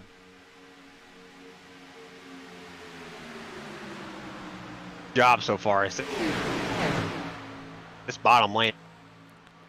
You're having a couple of connection and mic issues. It has all of a sudden disintegrated. I'm sorry if this is a little bit confusing here. I'm hearing some mic issues with Nate here. I do apologize if it's not coming out in the same way in the broadcast, and it sounds like we're stepping over each other as Connor Trafari goes to that outside lane, still out there, the 09 of Adrian Moore on that inside lane now, getting a chance to push for the race lead. Scott Warren in 4th, Ernie Ludwig in 5th. That outside line, that 83 of Shane Posey, really trying to keep it up there. It's really a 3-car push up in that top lane, but Scott Warren, with how good he is, I wouldn't be too worried about him pushing, as there goes Trafari to the lead. He's doing a good job at the moment. I think this is going to be kind of this bread and butter at the moment. If he can just stay there, I think he's got this race pretty well done. But like we said, Scott's done a really good job on this outside lane. Oh, there goes the 9. That's the 09 of Adrian Moore having an issue through the tri-oval. He's going to be able to keep it on the back end of this draft, it appears as though. But Elijah Innes with a big push back to the back end of the 48. A little wiggle coming out of turn 2. 4.5 laps to go as Trafari trying to keep that 17 of Scott Warren at bay as they head into turn 3. I don't think we're done wrecking. I think we're going to see something happen here at the front. This just looks a little too chaotic here, especially with 5 to go. People are wanting to go, though. I don't blame them, but I think we're not done wrecking yet, Frank. Yeah, no, we've seen these great finishes. If you haven't seen an iRacing East Superspeedway Series finish, oh, you're in for a treat, as there goes Cody Smith, who had one of the better cars here tonight, unfortunately caught up in the last caution. We're starting to see, guys. Whoa, there goes Elijah Innes, Ernie Ludwig in it. Wow, they saved it. They're still saving it, now they're wrecking. Yep, no, there goes the 79. That's Austin Rucker. Green flag still out. Caution has not flown. I don't think they're going to throw it. Well, it doesn't look like they're going to, and in all that chaos, Scott Warren has taken the race lead away as now Connor Trafari peeks to the outside. He's going to try to get the push from Shane Posey. 2 laps to go. This race is not anywhere close to being over. You got, what, 9 cars in this pack? I think any one of the 9 could win it. Is there a wrecking? I don't know. Yep, that was Trafari, and there goes Ernie Ludwig. That one should be the caution, and there it is. And Ludwig, ooh, a big side smack of the wall. Brazington caught that there a little bit there. Man, a lot of people got some body shots. Brazington was in it, you're right. Cottrell, I believe, just got through it. Trafari, we saw down there. The 9 of Adrian Moore was not able to stay in the draft. As this was about as eventful a 2-lap period as you could have possibly asked for up here at the front of this field. We're going to try to suss it all out as we are now going to have a green-white checkered finish here at Daytona. Scott Warren comes out of that with the race lead. Elijah Innes in second place. And they're still not done. I don't know if you've had a chance to look at this replay of the yellow, but this is an incredible instance of netcode that causes this. Yeah, we're going to take a look from high above, pretty much the last 2 laps, as there's Innes going up, comes back down into Ernie Ludwig. Some guys getting out of shape there in the back. That's what causes that there. Austin Rucker through. There's the 99 flashing at the bottom of the screen. And then once again, going to go back up to the front as, just a lap later. Here they come. Trafari makes his move to the outside lane. Coming up there, you see Ernie Ludwig in the back. Somehow still managed to stay with the draft with the 08 still there with him. Of Gene Cato, and then, oh wow, that was netcode. That was horrendous netcode there. Between the 48. One of the worst. Wow. Zashawn Dwera involved in that as well, as there was still a car length between those guys when that quote-unquote collision took place. My goodness. Whew. So we get a chance to breathe.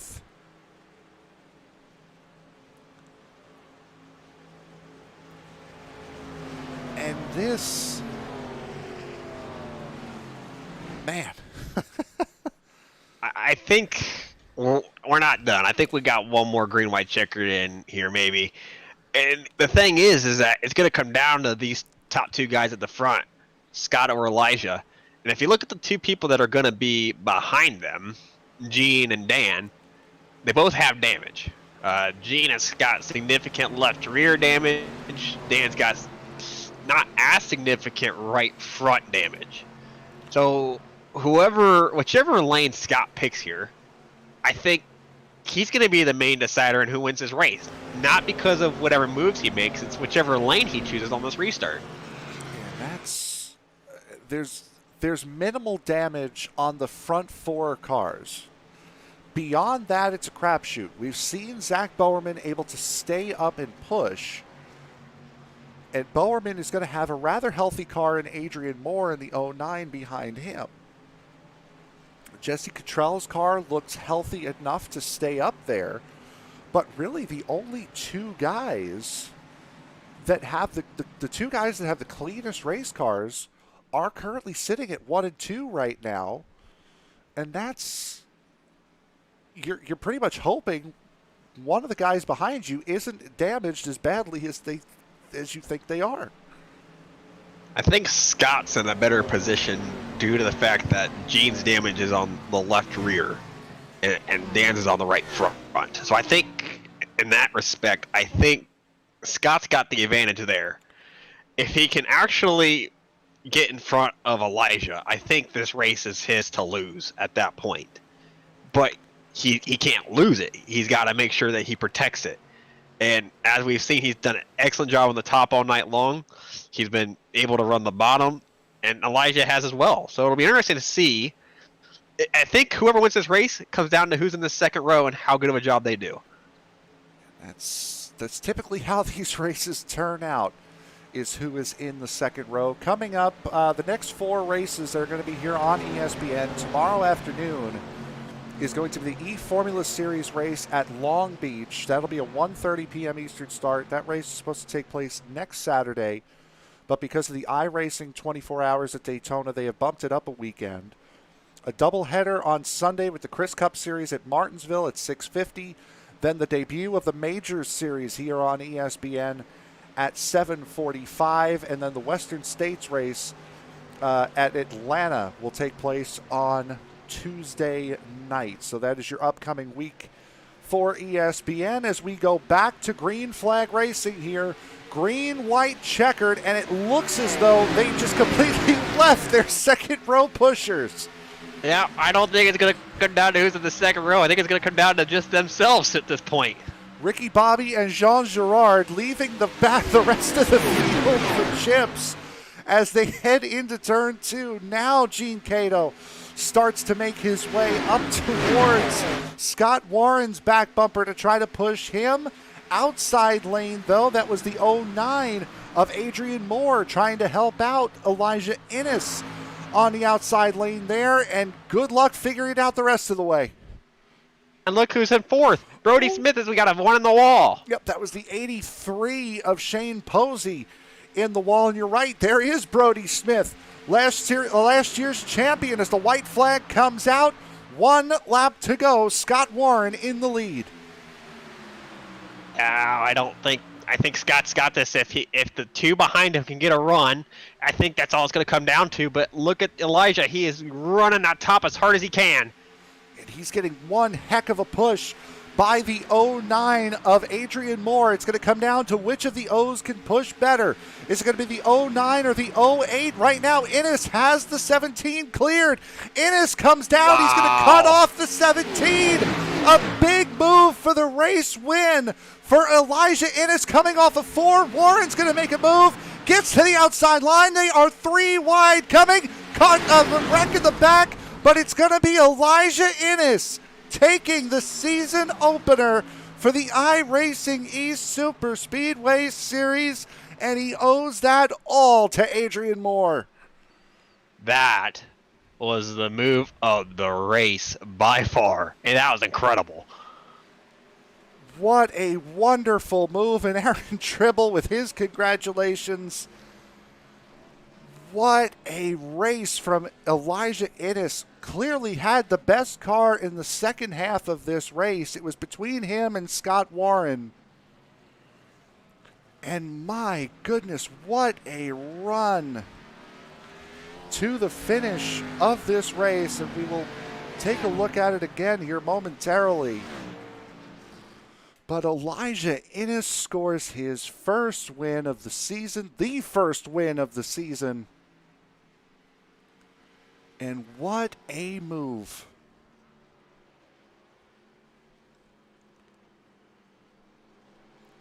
As we'll go and we'll take a look at this from above. Look at the run that he gets.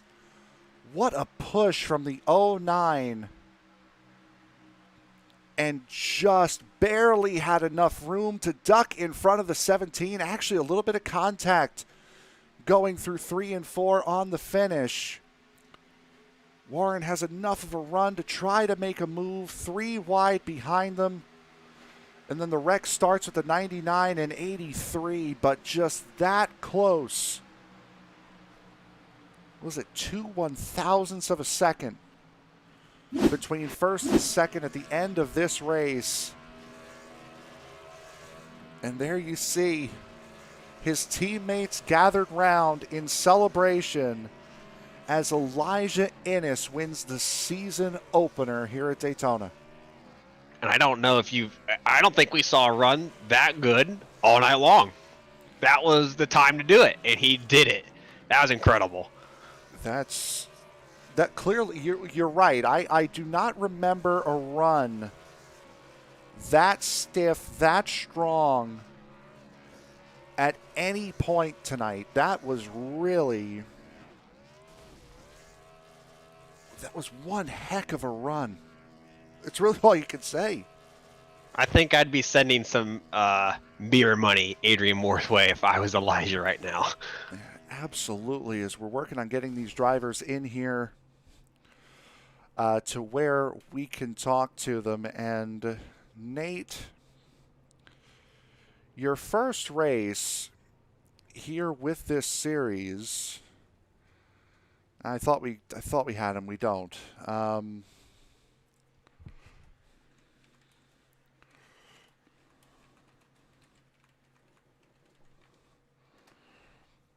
And just still trying to get these guys ready for interviews here, so we are stalling just a little bit. But Nate, first impressions of the iRacing East Superspeedway series. I'm sure that this was interesting for you.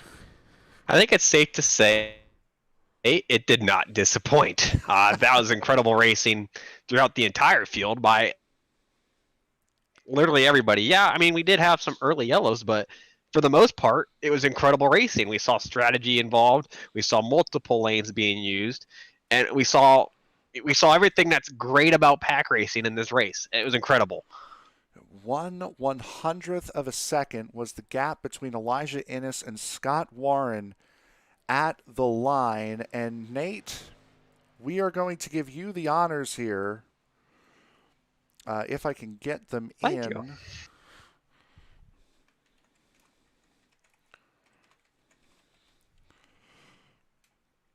Still trying to do apologize for this. We're trying to work on getting these guys in here.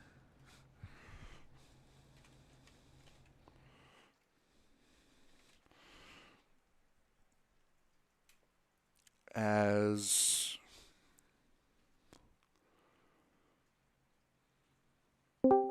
we're going to get in here. Nate, Right. Your first run. Here's Elijah Innes, the race winner. Elijah, it's Nate in the ESPN booth. You got a copy? Yes, I do. Well, Elijah, congratulations. You won the very first race of the season. And I think at the beginning of that last lap, I don't really understand maybe what your expectations were, but did you expect that big a run there? Really, no, I did not. I have been off of iRacing for about a month and a half, so I had no idea how the update that recently came out changed these cars, and I had all my teammates coach me through this race. So I'd like to personally thank Z, Sean, Connor, Aaron, and Nick for the coaching. Have done an excellent job. I mean, we talked up here in the booth how you were one of the guys in that second half of the race that was really strong. You were able to work the top really well, as like Scott did. You were able to work the bottom, and you were at the front of the field. And like how you said, you had been away from iRacing for a while, but you looked like a natural up there. I mean, how much of a factor did their input have a factor in tonight's proceedings? Really, I think that their input really helped me out because I probably would not have been able to think of all the moves and all the teamwork out on my own. Well, they did an excellent job with helping you out by the looks of it. And, I mean, incredible start to the season. Do you think that you can continue this momentum all the way through, just not just this round, but in the future rounds and all the way to the championship? I don't really know because my original goal was to focus less on Superspeedway and more on Cup, but after this win, I feel like that I should probably focus on both more now. Absolutely. Well, it sounds like you did a really good job tonight, Elijah. Is there anybody you'd like to thank for this victory tonight? Well, first, I would like to thank Circle B Diecast, Buck Kicker, iRacing iFlag, and Midwest Motor Customs for sponsoring IES. I would like to thank IES for letting me run in this league. I would like to thank my teammates once again, Nick Kessler, Connor Trafari, Aaron Tribble, and Zishan Dura, for helping me and coaching me through this race. And I would personally like to thank a personal sponsor, J&L Welding, for sponsoring me for the last few months. Well, Elijah, you had an excellent night tonight. Congratulations on your win. Hopefully we see you at the front in future races. Congratulations and enjoy this win. Thank you. Thank you. All right, so there was your race winner, Elijah Innes. Here in just one moment, we are going to get word from our second place finisher here tonight, Scott Warren. Scott, you came incredibly close here tonight. What a run, though, you had from not taking qualifying all the way up to the front. Man, what a show you put on tonight. Well, it probably looked like I didn't take qualifying by the lap I had. I caught an apron on my out lap, so I didn't have the speed to qualify with those boys up front, which otherwise I wouldn't have qualified at all. This having a 90 lapper first race of the season with a lot of fresh faces, a lot of guys that I don't know yet. And I mean, I'm relatively new to the league too. I was only around since the middle of the last season to watch those boys run around. But we're going to do it for real this year, and wanted to go out there and grab a top, 2-3 starting position, get a lap led, and then coast. And that's what I did. I just jumped to the back, avoided a bunch of garbage, and tried to make it work. And 16 thousandths, I'll take that. It's a hell of a win for Eli and Adrian there. And a big shout out to Cato, who was screaming, "This is war!" before the final restart. I mean, I got to give him props for that. He committed to my bumper, and he'll get that back as soon as I get a chance. Now, it was nice to see. We mentioned it a couple of times on the broadcast. You had been so strong all season long, and from the first race you were in this series last season, you really made a name for yourself, that you were going to be one of the fixtures up at the front here in the Superspeedway series. You did it again here tonight. Do you think you could have done anything different on that last restart? Because I believe, as we mentioned, it looked like Ricky Bobby and Jean Girard heading into turn one on that last restart. Yeah, it was. We kind of took off and got a bit of there was a lot of brake dragging going on, believe me, when I saw us get out to that lead. Not really sure how that happened. I mean, I only took right sides on that last pit stop, so I didn't expect to have too much traction. I was kind of feathering it a little bit, fully aware of the 68. I was thinking the 68. I mean, to his credit, throughout the race, I was doing a lot of side drafting on my own with no help to try to, like you said, try to be a fixture up front. And to do that, I had to start at the back tonight. But there was a few times running around the 68 where he'd sweep out wide through the corners, and I was just not expecting that. So what I wanted to do was get up on him on that restart as much as I could.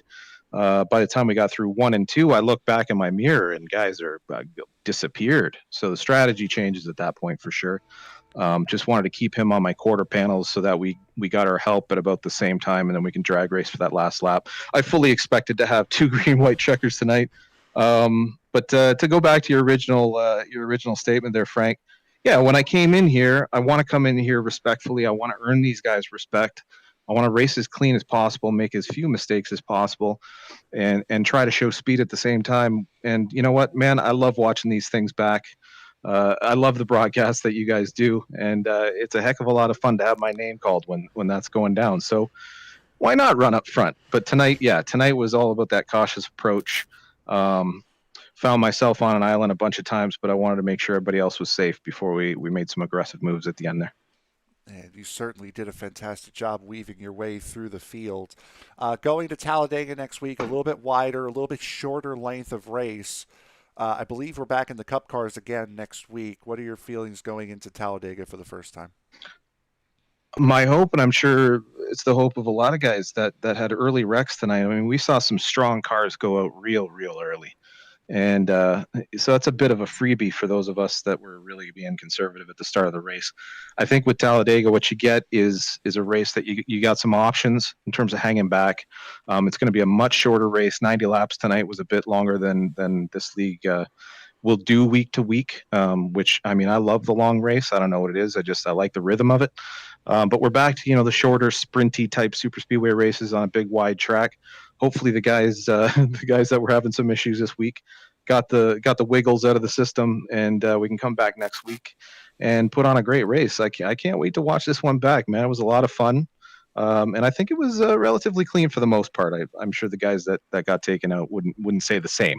But that said, I hope it was entertaining. I sure had a heck of a lot of fun. This new set, and I don't know if anybody's talked about it, but this new set on the Cup car with the open set, it gives you a lot of options. And if you can measure that momentum and get a feel for how these cars like to suck up, man, it made for some entertaining racing, at least where I was mid back of the pack for most of the race. And then when I did have to hang up front, I was able to side draft and do those things because of this new set, I believe. So, I mean, it was tricky down the straightaways. I mean, that thing was up on its toes, dancing around. So I'm sure you guys saw a lot of awful packs in formation tonight, a lot of straight lines looking pretty crooked. But that seemed to me to be the front end was a little bit dancy in the straightaways. But, man, it was a heck of a set. I thoroughly enjoyed it. And, shout out to the boys. Shout out to you guys for putting this on every week. Any other thanks you want to give before we let you go and celebrate? Yeah, Frank, this doesn't happen without the sponsors. And I mean, first and foremost, it's got to be CircleBDiecast.com. It's got to be iRacing iFlag. It's got to be Butt Kicker. And listen, it's a heck of a lot of fun to bring my This Is War, which is my band, by the way. This Is War. Check us out. Just search us on Google. You'll find us. And thanks to my band for letting me do this. Normally I run the 76, but the 17 put it in P2 tonight. Happy with that. I want to thank my family, Carrie. I want to thank my boy Landon. I want to thank my boy Bennett, all my friends and everybody watching the races tonight on the channel. Like I said, love watching you guys week to week. Props to Eli, man. Heck of a race, heck of a finish. Raced me clean at the end there. Put on a good show, and I look forward to taking it up a notch next week. Well, we certainly hope you do. There's our second place finisher, Scott Warren. Scott, congratulations. Cheers. Thank you, sir. So there was your second place finisher, Scott Warren. We now move to our third place finisher tonight. Nate Siefker has Adrian Moore. And Adrian, do you got a copy here? Nate in the booth. Yep, I'm here. Oh, Adrian, it's safe. I think you had the push of the night getting Elijah up to the lead there. Where did that even come from? I had a choice to make. I was pretty damaged. I could try to push someone to lead on the outside or come in like seventh on the inside lane. And man, I just it was a lot of fun. I love pushing in these cars, especially on the outside and trying to help a guy win. And it was the right move, I guess. A lot of fun. Yeah, absolutely. I mean, like you said, you did have quite a bit of damage there, but we saw a couple other people have quite a bit of damage. Zach Moorman was one of them as well, who had significant front-end damage to their vehicle as well, but we saw him do quite well pushing as well, just like yourself. Do you think the front-end damage had any real effect in order for you pushing, or was it really just null and void? Well, I think it did, and Zach made it look easy. It wasn't that easy, but I think Scott was just talking about how dancy he got. I think it was a little bit even more dancy once you had damage there. It was a little harder to suck up, but it wasn't bad. I was surprised when I got in the accident. I pulled to the back so I wouldn't accidents, and I get caught up in something. And I was surprised at how well I was able to keep pace. And some of that might have been all the cars up front, except for two were damaged. So, we're all kind of in the same boat. But it held it together pretty well. And if I recall, you did have a couple instances where you kind of got shuffled out in the pack. You may have got tipped or touched a little bit, and maybe got a little sideways. I mean, talk us through. We saw some people just get really bad pushes in the turns tonight. How bad of an issue was it? The first one was just getting rubbed the wrong way. The second one, I was running third with like 10 laps to go, and I just got the yellow line. And when you do that, especially in the tri-oval, the car just, it dances. So I had to pull down and basically give up the pack just to not wreck everybody. And then luckily that caution came out and I was able to get back in there. But it was everyone was trying to side draft and the cars were already moving all over the place. It was a wild ride. Absolutely. Well, you had a wild ride up to third place. Is there anybody you'd like to thank for your third place victory tonight? Yeah, first of all, thank you guys. You make it a lot of fun. I actually found this league because I'm in the Western States Racing League as well, and just watching old videos on your YouTube channel and came across this, and they let me join. So thanks to you guys for broadcasting. Thanks to my wife who lets me do this on a Friday night instead of something more fun. I'd like to thank all the series sponsors. Michael Waltrip Brewing is on the car, and they're just awesome people, and they make awesome beer. So if you can get it, check it out. But yeah, that's about it. I'd like to thank my kids. I got mad last time I didn't thank them. So hey to them. And I'm just looking forward to cracking open coconut IPA and enjoying the rest of the night. Well, go have some fun with the kids, have some fun with the wife. Congratulations on your podium tonight, Adrian, and we'll see you next week as well. Thank you so much. Have a good night. Thank you. So that was your third place finisher, Adrian Moore. And in the race chat down here, I did happen to notice that Elijah Innes typed out, forgot about this on air, but thanks to Adrian Moore for the help on that last lap. He really helped me out. I would say he certainly helped him out quite a bit on that last lap. I think that's the understatement of our broadcast right there, Frank. So, just one heck of a race to start this season out with these guys. It just action from start to finish. A little bit of a rough start, as we had mentioned. So many new guys starting out this series. We're going to see even more on the Monday night series when that starts up back on the 8th of February. But what a great show these guys put on to start this season out. I think they proved why they are able to recruit 20 new drivers into this league. And a prime example was tonight. You saw, like how I mentioned earlier, you had great racing at the front. You had everything that was excellent about plate racing show up tonight. And it proved that racing from start to finish was excellent throughout. And honestly, I'm very privileged to have the opportunity to broadcast this race. It was a blast. And I thank you to you guys at ESPN for allowing me to do this. And now you know exactly how I felt when I came on. But I think it was the third race last season. Just put on one heck of a show, and I was hooked on this series ever since. But going now to the final results here for tonight's race. You've heard from the podium finishers. Elijah Innes wins the race by 1/100th of a second over Scott Warren. Adrian Moore coming home in third. Gene Cato fourth. Brody Smith, who we thought was done and buried after that big wreck with about 20 or so laps to go, coming home with a fifth place finish. Ryan Worley comes home in sixth. Aaron Tribble seventh. Zach Bowerman eighth. Austin Rucker coming home in ninth. Shane Posey rounds out the top 10. GT Park, who we saw in a couple of accidents tonight, came home with a strong 11th place finish. Brandon Leary, 12th. Jesse Cottrell coming home tonight in the 13th position. Dustin Matson in the 31, finishing 14th. William Rucker, 15th. Shane Newens in 16th position. Dan Brazington, 17th. And Connor Trafari coming home in the 18th position. Nate. And Zishan Dura, he came home in the 19th place. John Bombard, if I'll ever get that right, he came home in 20th position.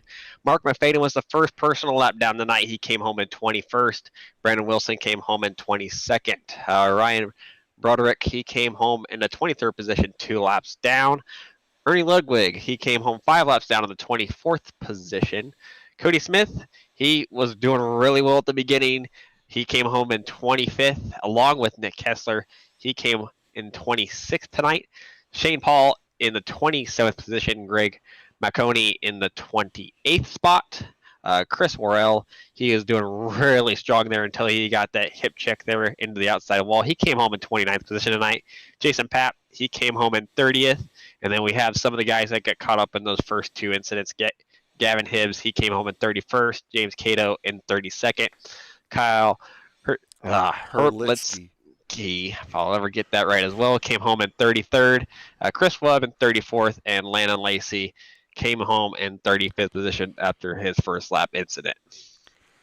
So that will do it for a wonderful, wonderful night here for the opening race of the iRacing East Superspeedway Series. We thank you very much for making us a part of your evening. If you're watching us on Facebook, make sure to like this stream and subscribe to our channel. Help us reach our goal of 1,500 subscribers. We're almost there. I think we're at like 1,350, right in that range. Also, follow us on Facebook as well.